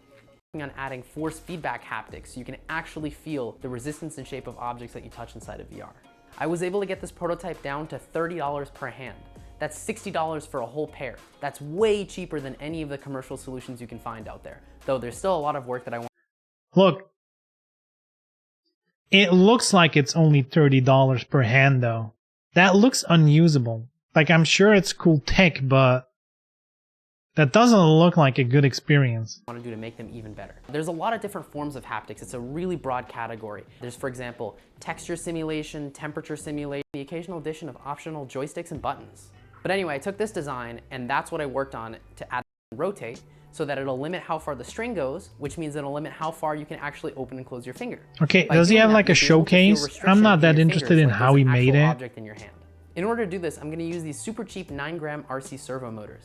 They're strong enough to pull your fingers back and feel like a rigid object in your hand, but not strong enough to actually hurt your fingers. So they're a great balance between safety and functionality. And here's how I get the string to feel very with us. This is actually my favorite implementation of the gloves so far because you can use them on basically everything.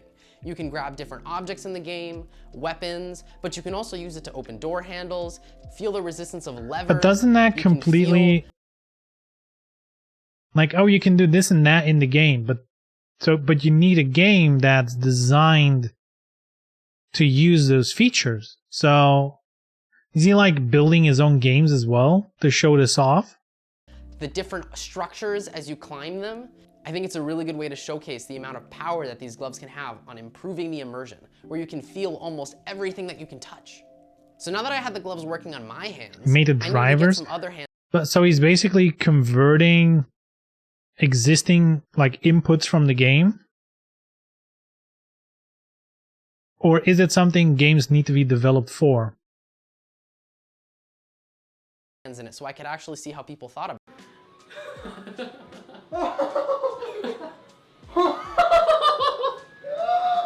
What? Like, that's pretty cool. Like, if you could feel it. Oh my god. Why? Why'd you have to make these? No, I don't see no guardian. Oh! What? Oh, that's so interesting. Oh, that's so cool. Yeah, I can imagine that's pretty cool. No feedback really sucks. But here's the thing though, you'd be surprised how much just a little vibration in your controller already tricks your brain. That's the thing that fucked me up the most. When there's one game where you had sword combat and it didn't do anything. Like when you hit something, nothing happened, right? And then they're like, oh yeah, we updated the game, we added some force feedback, you know? So like when you hit something, it vibrates, you know, like in a manner that kind of resembles how a hit would feel, I guess. Already that made like a crazy difference. So I can only imagine what this feels like if you actually feel the resistance. Oh my god! That would be pretty nice. We're trying to do temperature simulation and some other really crazy things I'm going to be so excited. Sheesh, temperature? Hell no. Okay, when's the smell-o-vision, alright? When's the smell-o-vision? And how quickly can you import that into Venus Vacation? You know? We want to smell Venus Vacation farts. There, I said it. That's what we need. True VR gameplay, that's what we need.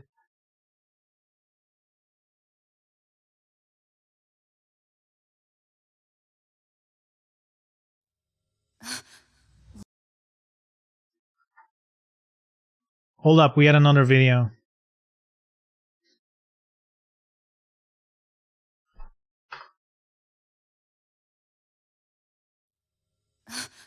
Look at this place. An entire world untouched by the fracture.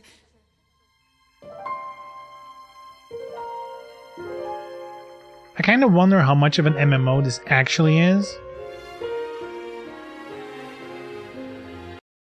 Might just be the Quest, PSVR, and VR MMO. That's kind of... You could have leave this off, right? It's just the VR MMO. If it's on anything, it's also cross-play as far as I know.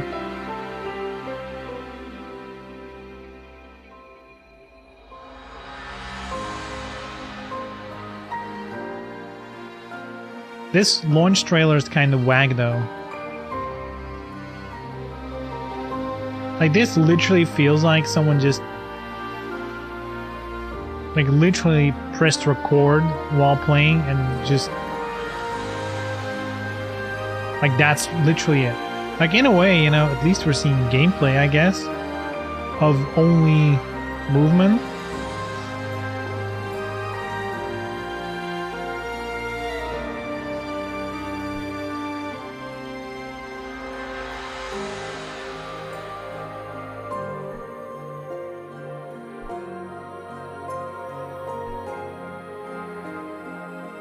Damn, he's upgrading his pants. Ooh.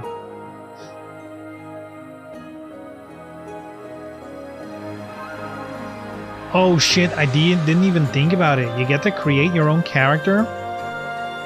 Ooh, am I gonna be a VR waifu? Is this gonna be the start of VTuber Forge? Is this like the gateway drug?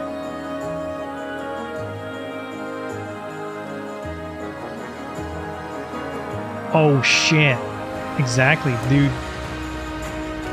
Gateway drug into VTubing? Uh-oh.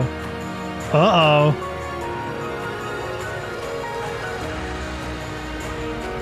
No more beard. Who says that?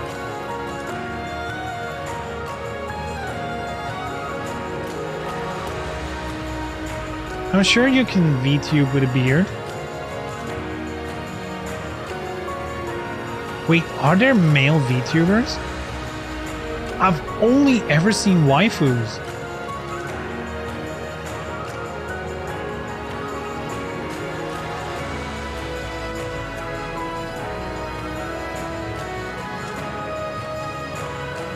Yes, I have never ever seen a male VTuber. As in a male persona, I guess. You know, probably there's a bunch of dudes using a female persona being like, "Oh, you. Hey, what's up, guys? Welcome to my VTubing stream."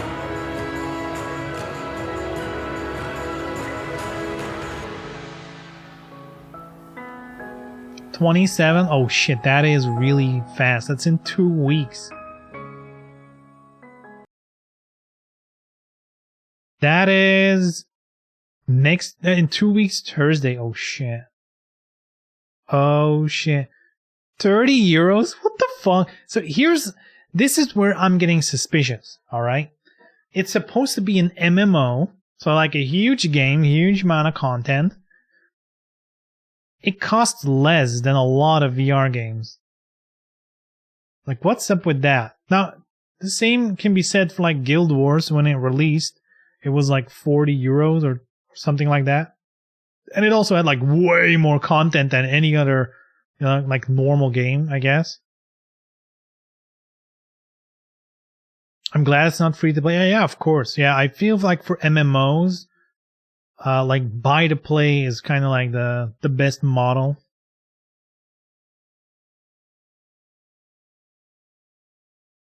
Surprise monthly subscription. Oof. Yeah, I'm sure they're gonna do DLC. Oh, there's definitely gonna be microtransactions. You bet your ass. Customization, right? The beard add-on. Beard add-on? Beard for your waifu add-on? Right? Zenith.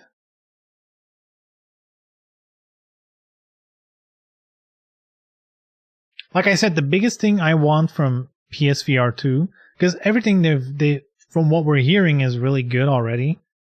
And the reason why I am invested in PlayStation VR is because, especially now, upgrading my PC for VR, like upgrading my PC full stop, is a nightmare already these days. Like, I'm still rocking a 1060, alright? Like the OG 1060 with 6 gigabytes, thank God, not the 3 gigabyte one. No game audio, oh yeah. We're still muted. Yeah, I'm still rocking the 6 gigabyte 1060. So for VR, that's a nightmare. And there's been some tricks, you know, like you don't need to run every game like on 90 FPS native anymore, because you have like the, what's it called, like speed warp technology, whatever. So basically it can run half FPS, but still for a lot of those games, like running 45 FPS. So technically if I wanted to, I could like buy a Quest 2 somewhere cheap and then play Half-Life Alyx, you know, because you can connect it with a cable to a PC to still have PC VR, right? But with my current PC, that sounds like a shitty experience. Like I can probably barely run the game, right? So, like if I'm gonna spend money, I already have the PS5.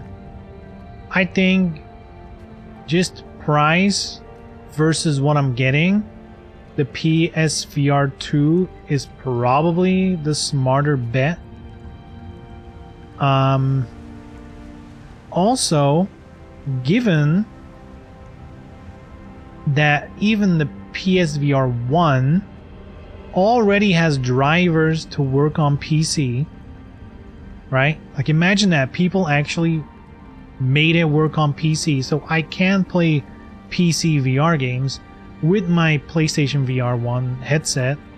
It's just not really that good.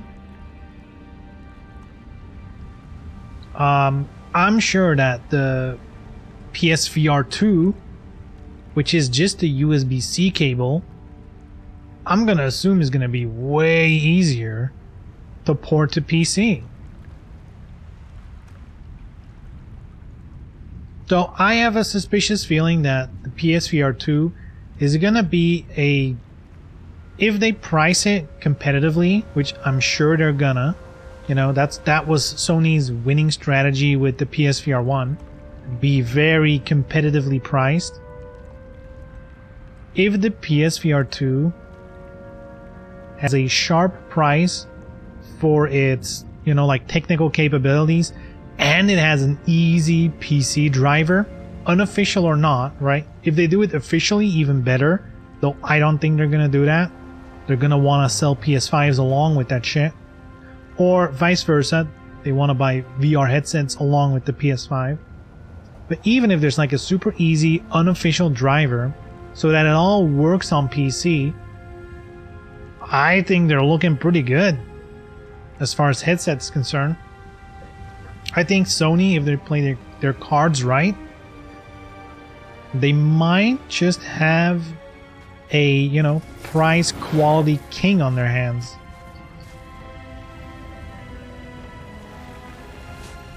Perhaps.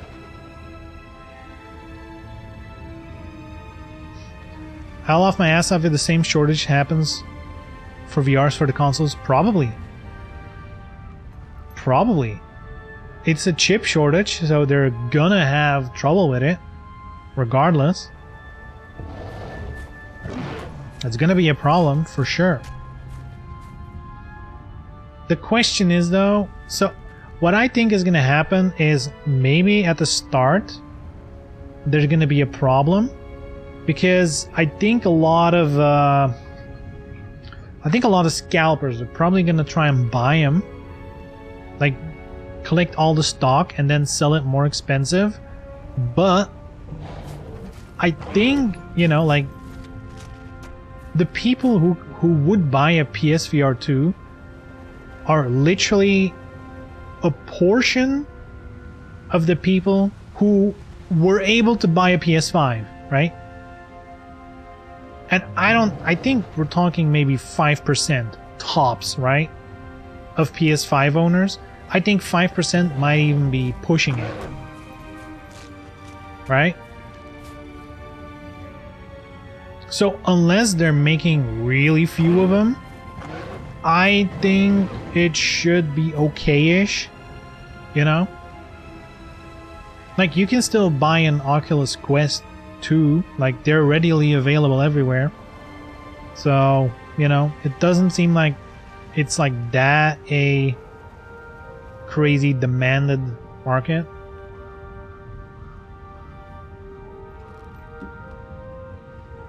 So yeah, I think when it's new, like the first couple weeks, it's probably just going to be sold out in general. Because of, you know, like the enthusiasts who want it, plus like the scalpers who want to try and get in on it. But I think it probably will mellow out. Though you can bet your ass, the second you can pre-order it, I'm going to try and pre-order for sure. Like, I want it. I'm in. I really hope it's backwards compatible in some way. I would hate to lose out on my PSVR library. That would kind of suck.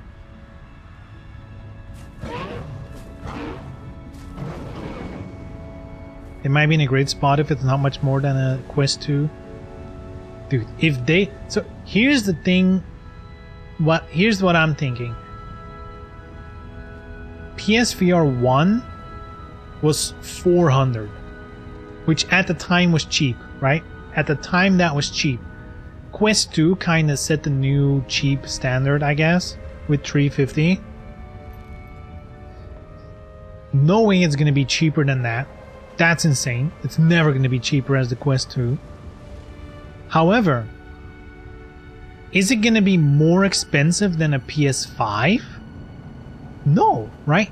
Like, just from an optics, like, they would have to market the shit out of it to have people believe it's worth more than the actual console. So I feel, I'm thinking either they're going straight for 400, just like the PSVR again, which would be, you know, looking at the specs, that's insane if you think about it. I can see 500, but again, that's the same price as the actual console. They would have to, you know, they would have to market that a little bit, you know? I'm honestly thinking like 450. That's kind of what I realistically see it being. Because of course they're gonna want to up the price from the original PSVR. But they want to stay below the console price. I think that makes the most sense. No official numbers on PSVR owners. I think there's numbers. Hold on, let's see. Oh, hold on, let me check something else first. Okay. PSVR sales.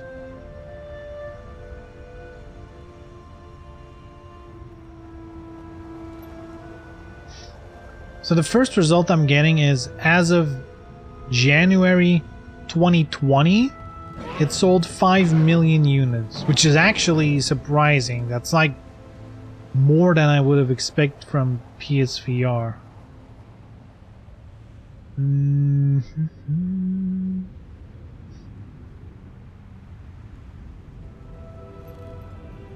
How much is it now? Let's see, 2021. Can we find that? Doesn't look like there's easy to find numbers on that.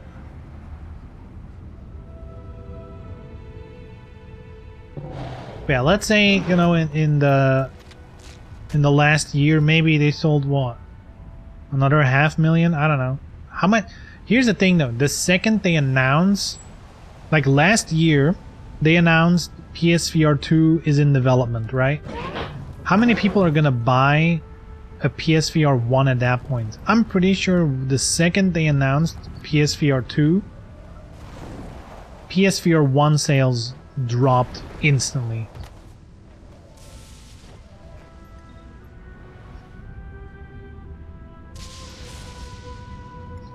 $5 million is a lot, yeah.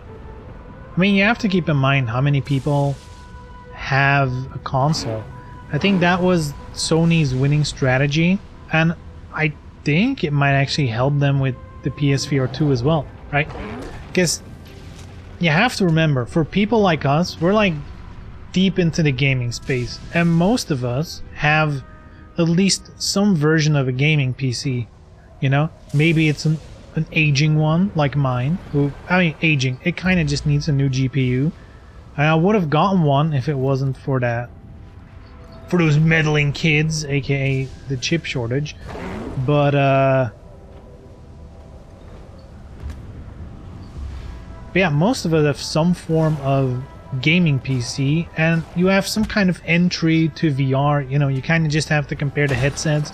And like a Quest 2, like I could probably, if I were in the market to buy a new headset right now, the Quest 2 probably fits the bill, right? You can use it standalone. You can also connect it to your PC for some VR experiences. Like, you know, if I lower graphics enough, I could probably run some PC VR games.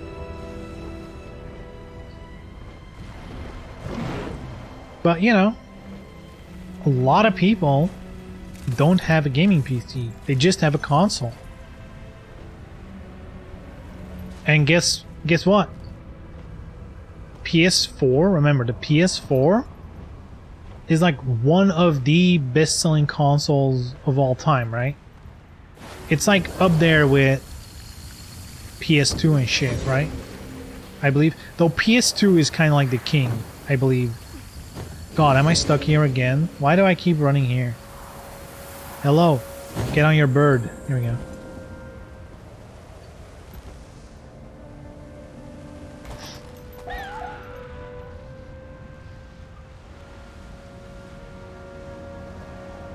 So the PSVR 1 kind of had like a really good, what do you call it? Like a really good demographic. A bunch of people had a PS4 and were perhaps in the market for VR, but were not willing to invest in the combination of a gaming PC and the headset. But just the headset, just plug it into that little console you already have, I think that contributed for sure to the success.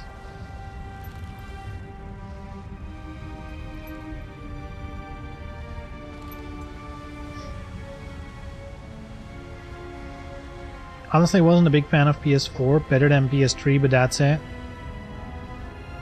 I think the PS4, like if I have to tier list, I would say, you know, like PS1 and 2, that's like top tier, right? I feel like, sure, that might be nostalgia talking, but both of those consoles, like PS1 was like the shift from 2D to 3D, which is huge, and I feel like, you know, PS1 didn't do it super gracefully, you know, like a lot of the shimmering graphics and whatever, but, you know, looking back on it, it kind of has its charm. And then, yeah, PS2 was kind of like, for the first time, there was the horsepower to do like open world games and stuff like that. So PS1 and PS2, I feel like they actually opened up new kinds of games because of their power. So automatically, they're way higher than PS3 or 4 or 5 could ever be, in my opinion.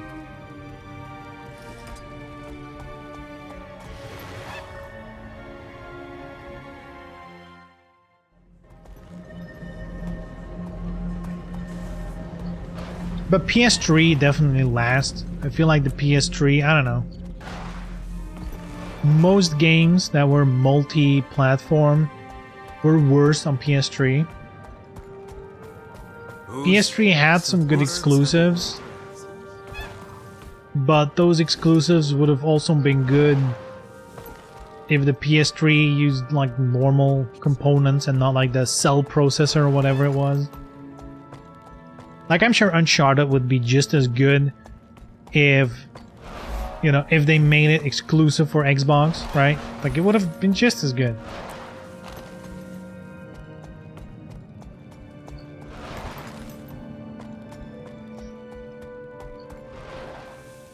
So yeah, on that front, I think PS4 is way better than PS3.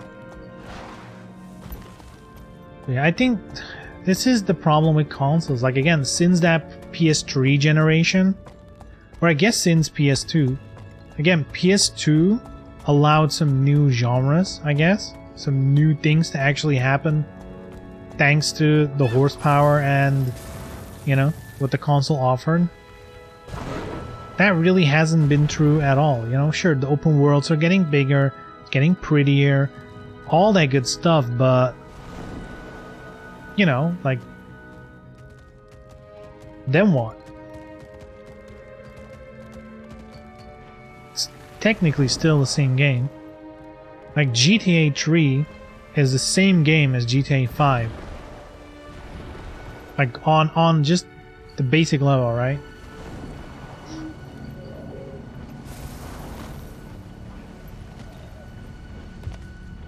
I guess the biggest change we have right now are the SSD hard disks, which do allow for a little more, you know, for things that actually were not possible on previous consoles, like the Ratchet and Clank instant teleportation to other maps with the portals, like straight up technologically not possible on the older consoles. So I guess on that level, PS5 definitely above PS4 and PS3 on the tier list. Just because of the SSD. Wasn't the only game they teased for PSVR 2 that Horizon Theme Park? There's been a couple other games that have been confirmed are coming to PSVR 2, but haven't been shown. But there's like a couple of games that, like, you know, like they're releasing for PC, and where the developers have said, oh yeah, a PSVR 2 version is coming.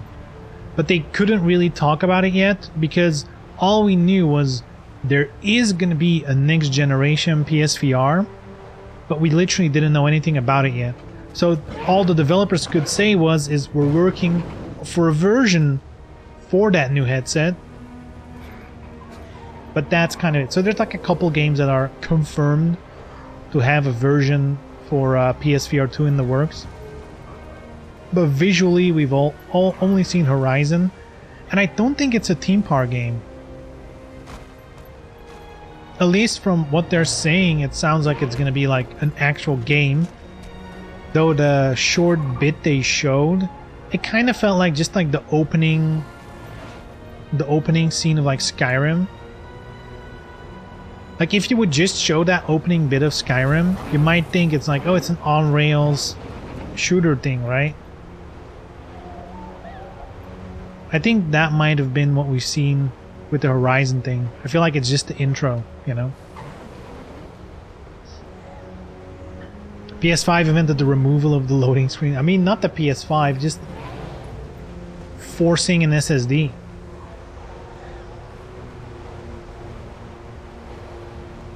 Surprised there are not many popular horror games for VR. What? There's so many. The thing is, though, most of those games are like, they exist in flat screen as well. Dude, there was one game that was super popular on Twitch, Phasmophobia or something, where you had to like go into a house with your friends and like hunt a ghost or something. That's in VR.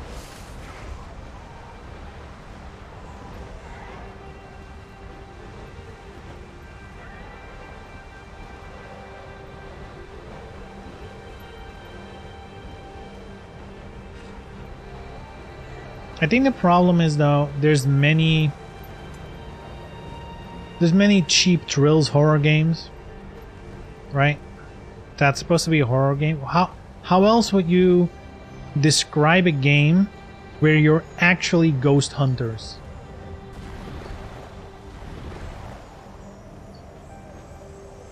Like, how is that anything other than horror? Like Dead by Daylight, that's a horror game too, right? I mean, technically, just because of the theme. Or I guess you could call it a horror-themed such and such. So what is a horror game? Is Resident Evil a horror game? Or is it a first-person adventure game? First-person shooter with not a lot of shooting.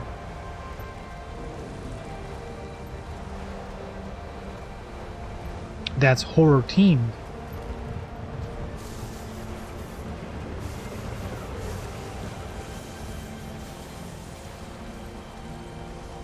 Horror for me would be all about being hella scary. Sure, but that doesn't... I guess...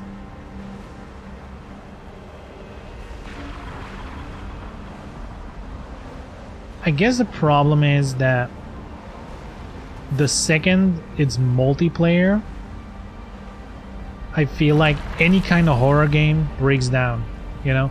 Like, nothing is scary if you're there with friends and you're just joking around, which probably is just like a defense mechanism. Like, I'm sure if both or multiple players like actually indulge, they're like, okay, we're gonna take this like hella serious. I'm sure you get scared out of your pants, but you're not gonna do that.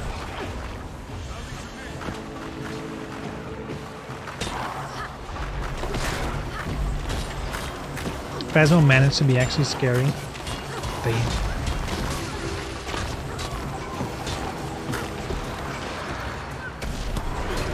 I used to love games like that when I had friends who would play games with me. Ah, the good old days. If there's one thing they never tell you, they're like, man, your days in school are like the best ever, right?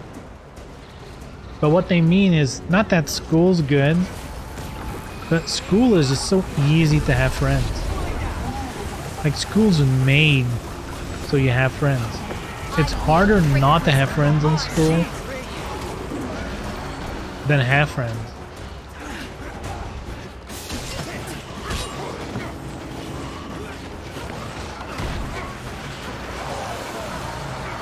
How you only have friends who play board games? Dude, the thing about that is, the people I play board games with, is like literally 2 of my brothers, and then like 1 friend. Who basically just lives nearby. That's kind of the whole thing.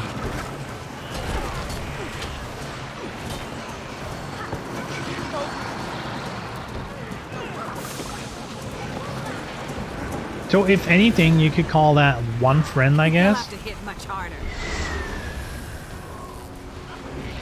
Like, you know how people always say like, I have no friends, but they like don't actually mean it?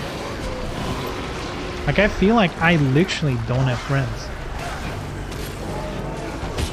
Like, everything I do outside of shit at home, like outside of gaming or playing guitar or whatever, the only thing I do is like go to the movies with Leela. Hurts, doesn't it? Or like go shopping with Leela, and then I go like buy some comic books or whatever.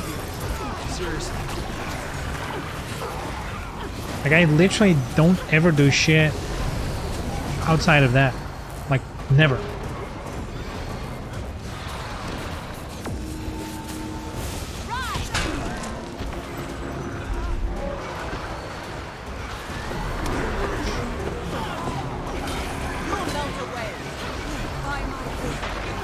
Leela is your friend, though?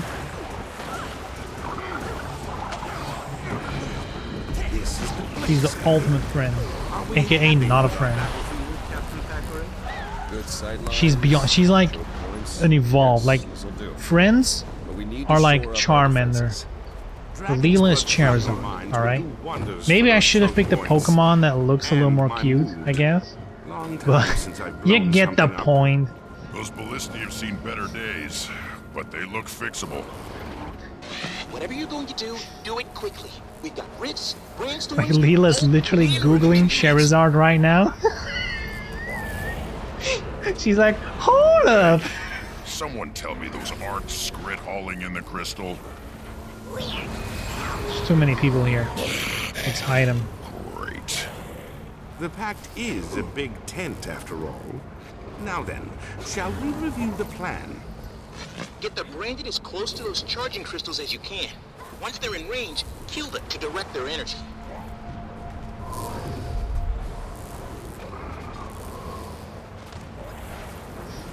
All my local friends moved away right before COVID. For me, it was literally like I had friends, and like my closest friends were like my neighbors, you know, in my, you know, where I grew up. And then my other friends were all from school.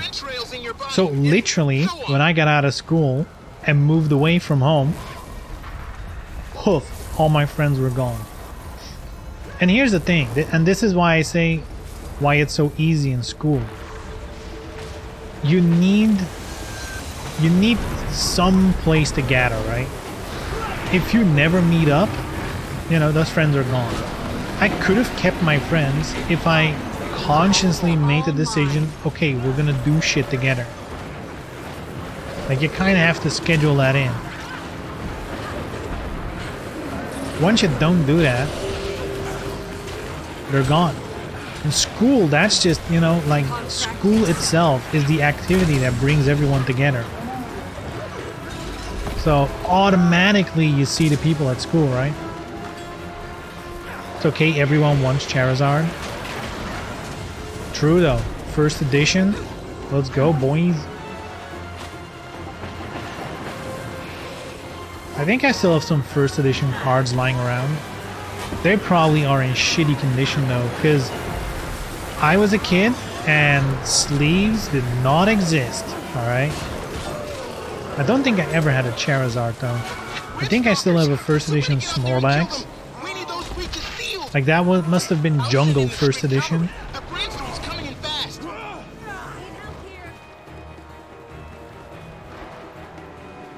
Back then in your school days, social media wasn't popular yet, wasn't it? Oh no, totally not.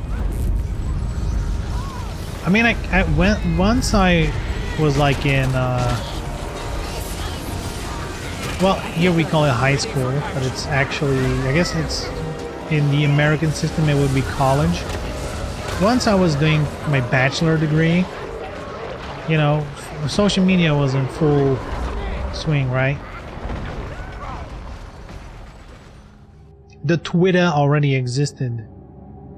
The Twitter.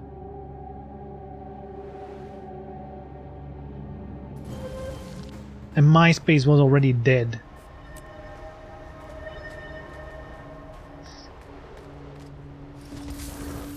And everyone was telling where they were on Foursquare. Remember? No, you don't. Nobody remembers because nobody used Foursquare. Got him. It works in both directions. What do you mean?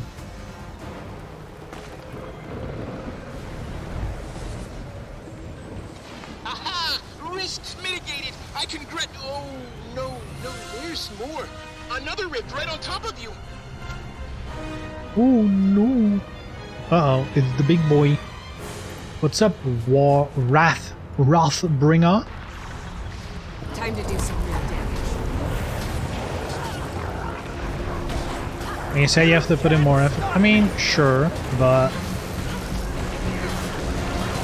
you know, at some point in life you realize, hey, if I don't do the shit, nobody's gonna do shit. You can't just always wait around and let everyone else take responsibility.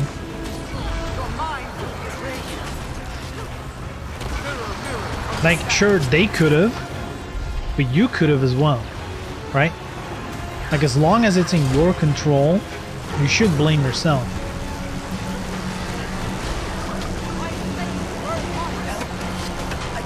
I see the pirate.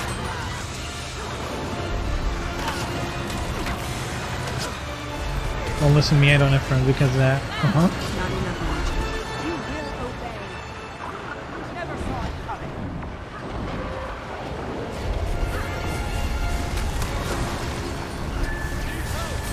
I mean, you could use the toxic boyfriend excuse. Yeah, he won't allow me to see my friends. Just throw me under the bus. You know what I mean? Easy. Shift to blame. Uh-oh. Ah! Almost.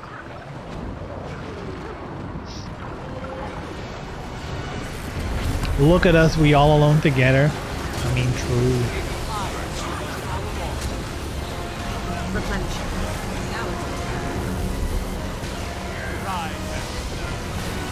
I mean, to be fair, I really enjoyed our hunts together, Viva.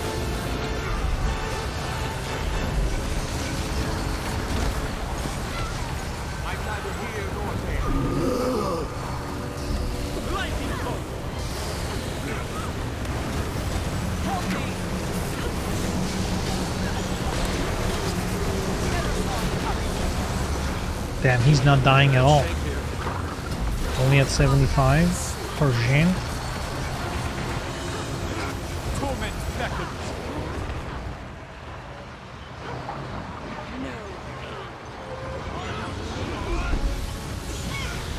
Play this with a friend though was cool. Damn, already ditching me? Thanks a lot.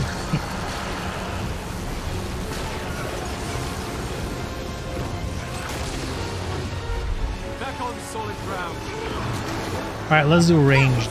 I'm not getting close. Sure, I'll do less damage, but at least I won't die. Oh,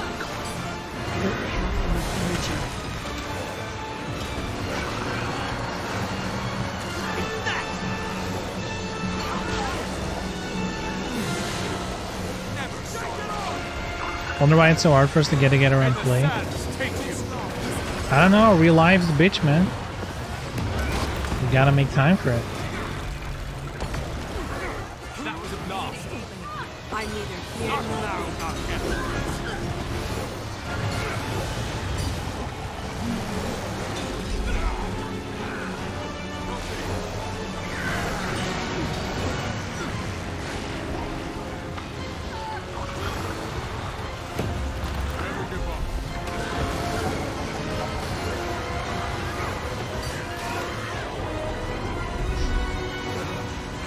Dude, I had off the last 3 weeks. Yeah, and I had the last 2 weeks off.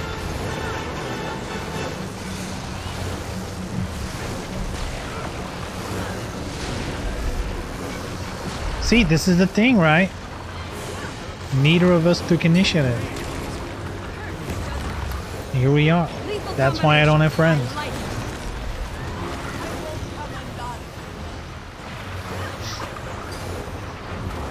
Yo, you're playing Dead by Daylight? Come on. That's like the one game I kind of want to get into. Because I love the stuff they're doing. With all the horror movies, I love that shit. But like solo, the game sucks. It's not fun alone.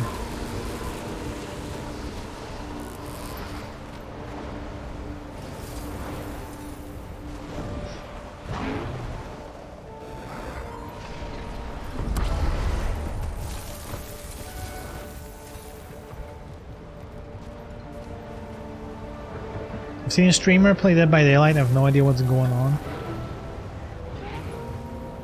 It depends on... I feel like if they're a killer and you don't know the game, then yeah. They kinda act weird, I feel.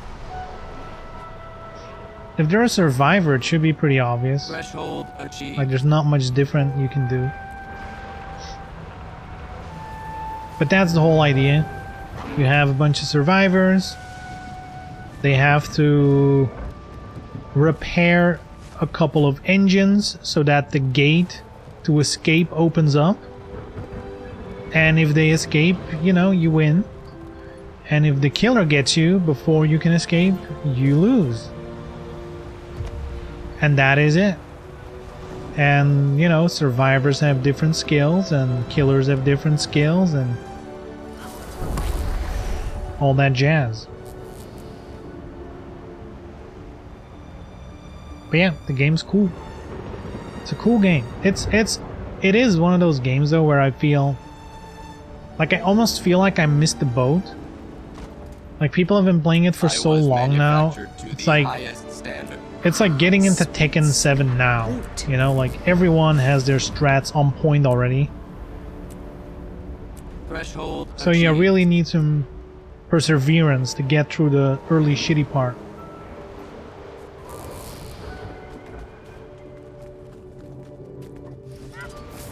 But that's why it would be so much better to do it with friends and you can suck together. It's kind of the same with Rainbow Six. I love playing Rainbow Six Siege, but god damn does it suck to play with randos.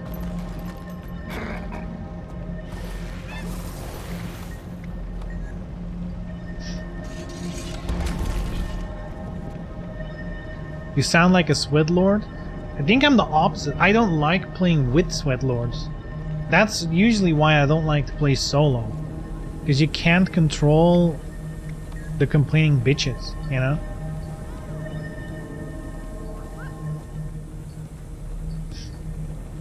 Like, for example, that happens all the time in Rainbow Six.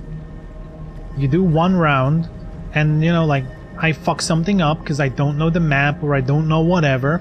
And then the next round starts, and someone of my team just instant kills me.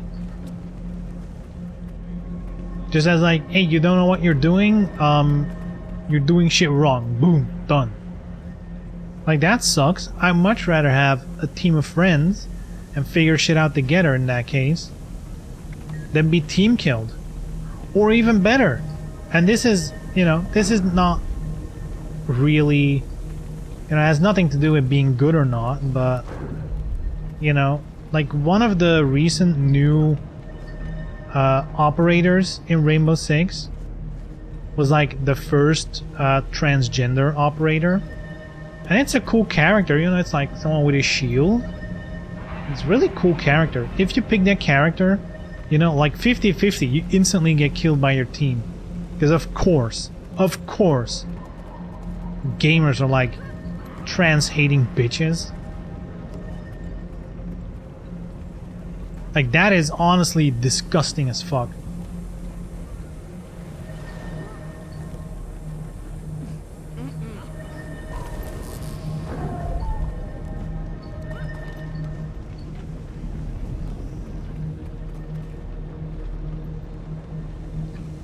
I think it's about time to wrap up. I think I started a little bit late today.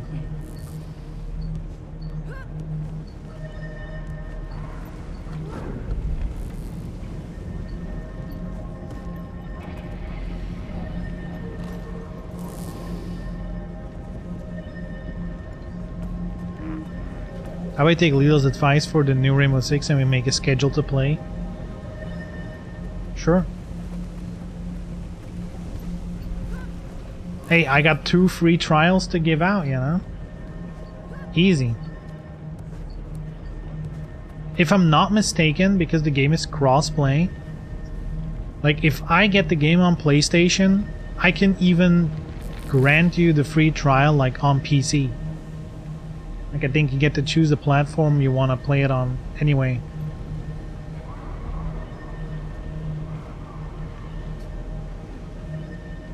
You're gonna buy it anyway? Ubisoft owns me? Damn, you're gonna buy a game you don't want? Sheesh.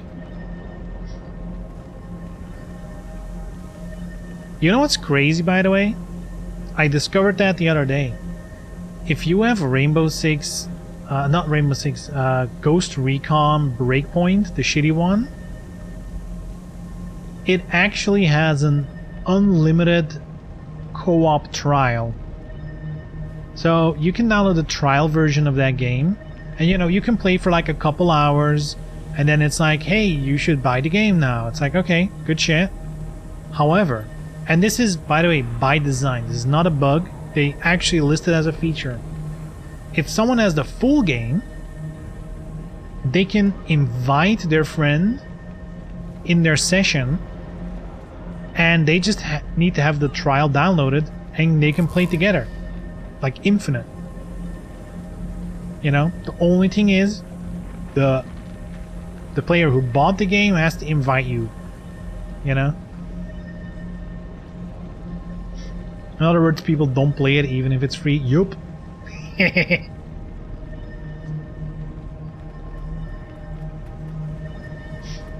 kind of nice, too bad the game sucks. Yeah, it's a cool feature, you know.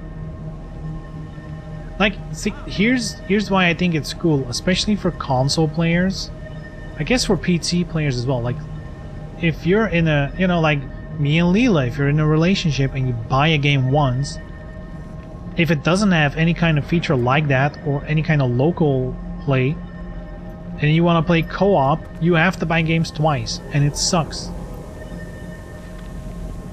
And there's workarounds, like if you buy digital on console, you can install on 2 consoles at the same time if you have to. You know, that works. With PC, not so much.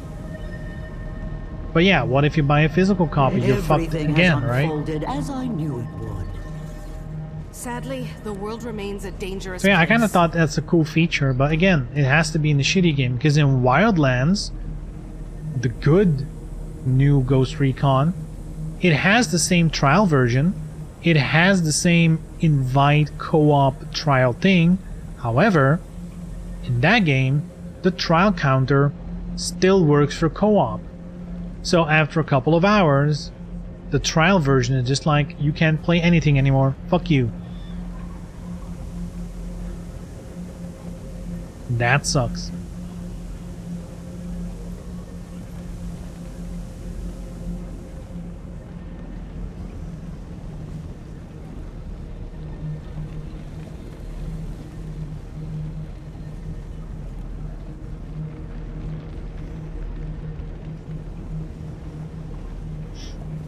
Though in the end, you can easily see why they want to do it that way, right? Like the way from Breakpoint.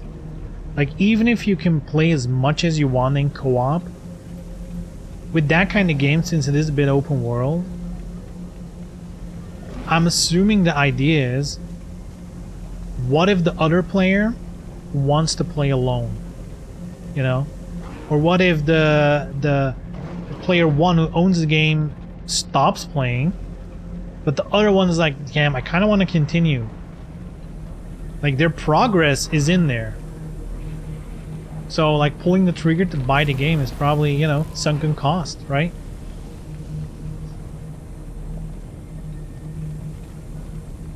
You think split screen should be easy to implement if you're already doing online? You would think so. I think split screen does, especially for consoles. You know, it has the issue of, you know, it requires more resources to run. So if you like optimize the game to like just work for a single player, then split screen is gonna, you know, you're gonna have to drop some graphics or drop whatever. And, you know, I guess that's a juggling act many developers don't want to bother with.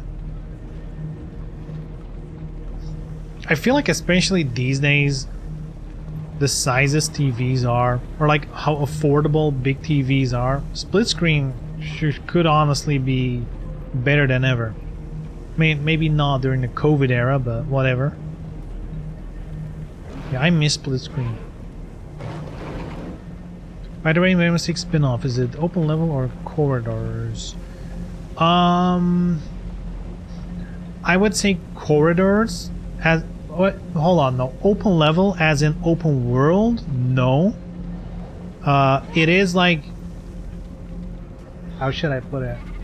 I guess it's comparable to World War Z, where it's like you have an area and that's divided up into stages, and each stage is divided up into, like, I guess, rooms, quote unquote, but a room can be an outdoor area, it can be indoor, it can be, you know.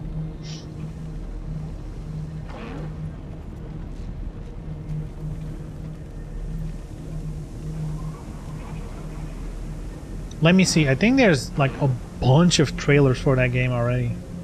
It's literally releasing next week, so... Rainbow Six Extraction. 10 things you need to know, 15 things you need to know. Damn, gaming, YouTube, so original, holy shit. How about some official trailers then? Ubisoft. will be very soft. Oh yeah, the old Assassin's Creed games are coming to Switch. Switch boys are gonna have fun with Ezio. Alright, hold on. Boop. Operator showcase. Enemies, tactics. I think they recently done a video where they kind of like show. And they're. Ah, here we go. I think this is the one. 8 minutes though? God damn.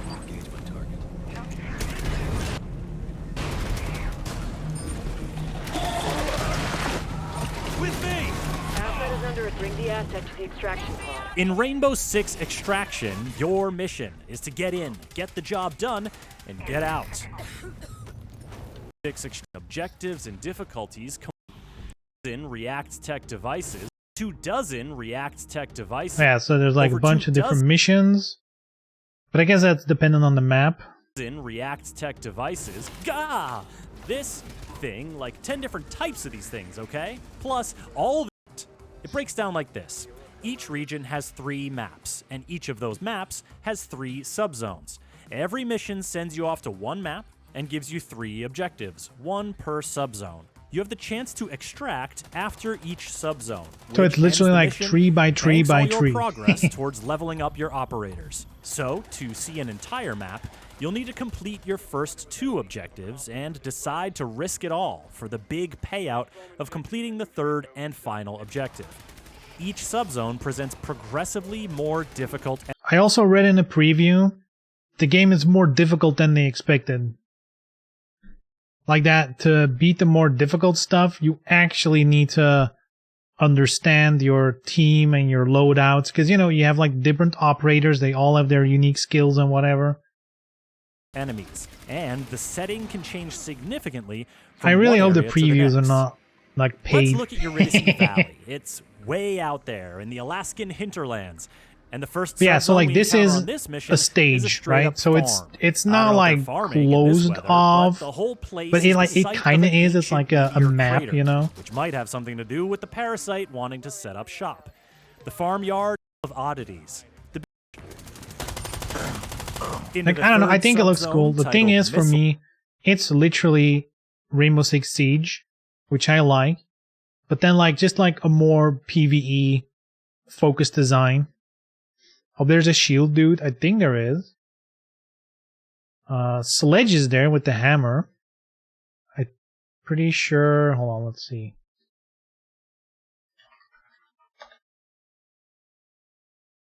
I'm sure they have a list of operators.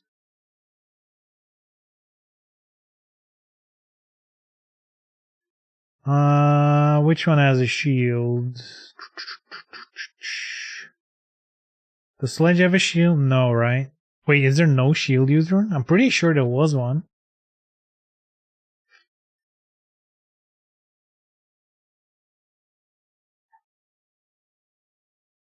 I don't think any of these has a shield. Uh-oh. Rook has a shield? Weapon? Uh-oh.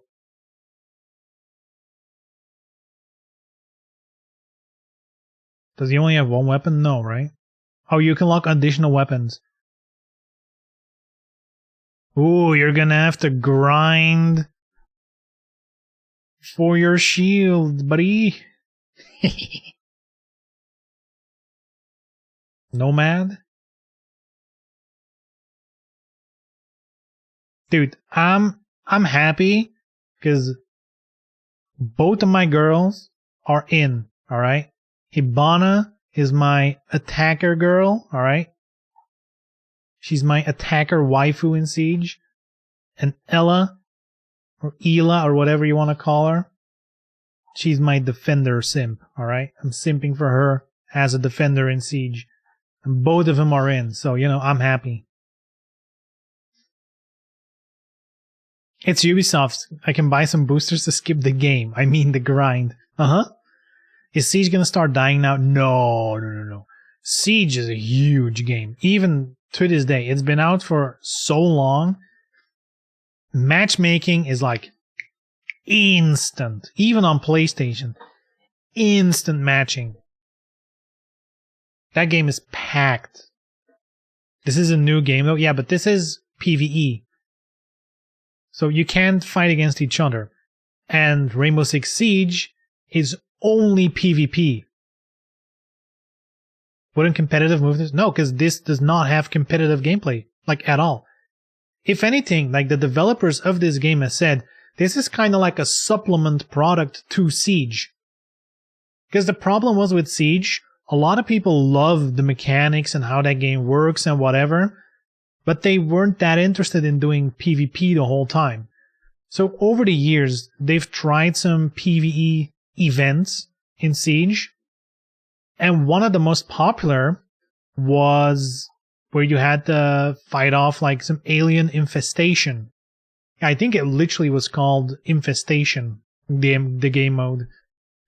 And this is basically that game mode blown up to a full game. To basically have a PvE offshoot of Siege. That's why there's the same characters.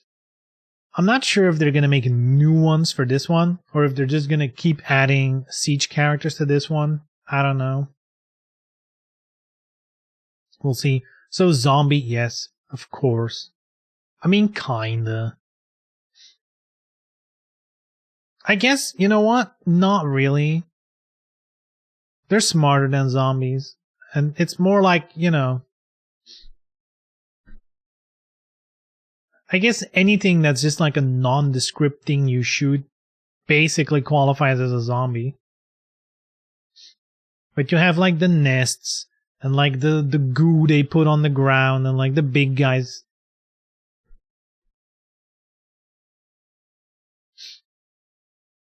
Gotta give it to the design team of Rainbow Six. The characters all look interesting. It's the best part of Siege. It's the characters, I feel like. That's literally how they earn their money. Every update is free, but the updates come with new characters, which you have to pay for. Or I believe you can grind for them as well in Siege. Like, I'm sure if you play that game daily, you don't have to spend anything on it. But yeah, it's basically just like fighting games. Characters sell. Dude, where's Ash though? She's in the game. She's like your leader. Maybe that's why you can't play as her. She's gonna be like the lady in your ear. Go in the building, strong boy. It's like,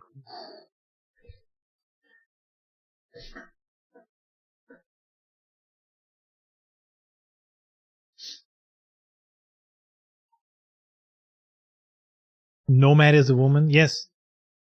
She cool. Oh shit, they already have the videos up? Nomad has journeyed through all kinds of weather. A sudden gust of wind is her element of surprise when she uses her air jab launcher. Fire proximity repulsion mines directly at the enemy to knock them back. Or scout ahead to set them up as traps. Make your They're kind of move zombies, to save huh? the world. Get in on the adventure with React.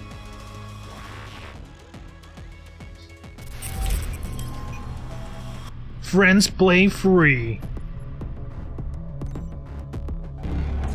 For sure we can convince Neon to play for free for 2 weeks, right? At the very least.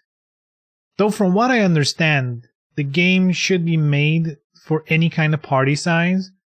So you can play solo, you can play 2 players, 3 players. It all should be possible.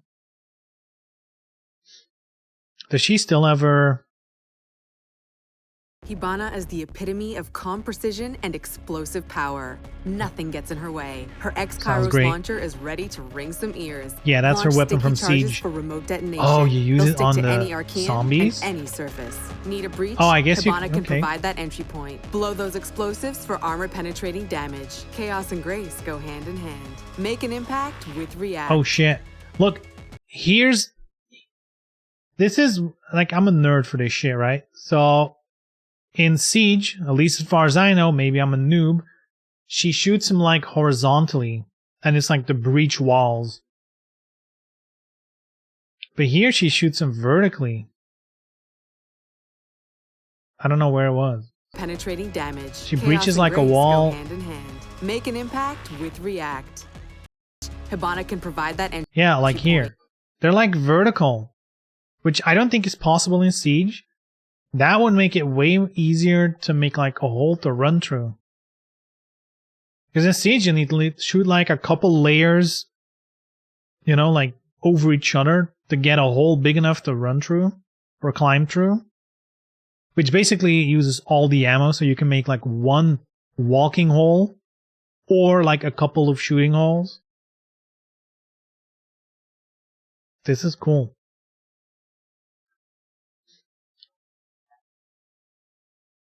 What does my other boo Ella have? is a true rebel. Chaos is her home, and she finds fun in danger. The best device in her toolbox is the Gzmot mine. Throw sticky proximity And the mines ice to cream stun mine, the let's go. enemies. Scout ahead and deploy those mines to maximize your tactical advantage. She has an overall resistance to concussion effects, so she can stay on the move. Be fast and defy the odds. Take risks with React. I hope it's not as extreme as Killing Floor. No. Like, this is way more grounded. This, you kind of have to think this is literally Rainbow Six Siege, but you're gonna be fighting alien zombies, right? So you're still getting rewarded for like playing stealth and stuff like that.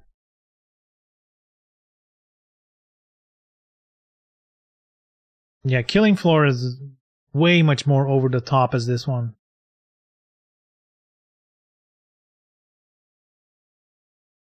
So a headshot equals a kill? Ooh, I don't remember, actually. Because I did play the beta like a couple months ago. Which, it kind of sucked, because I was like, ooh, I can't wait to see what this game is about. But the beta had such a... It had like an extreme... like NDA protection thing. Like the entire screen was like lined with like watermarks to the point where you could barely actually play the game. Like it was hard to see what you were doing. The entire screen was just like one big watermark. It was really rough. And it honestly killed my excitement for that beta. I played it like an hour tops. And I was like, nah, I can't play this. So I don't remember if you could dismember them. Anyway. Time to wrap up. Oh yeah, dude, there's also a mechanic. So this is what I like about it. There's some kind of permanence to your character.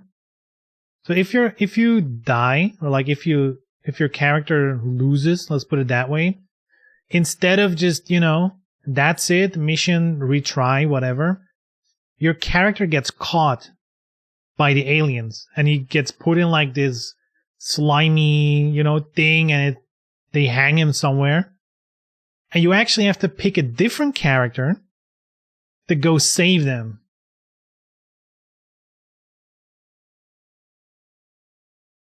So for sure you're gonna need at least two characters, like two main characters. You know, one that's like your mainstay, and then another one if your main character gets caught. Second wind mechanic, dude, it's not even in the same match. Like you literally go back to the menu and have to start a new mission specifically to go save your character.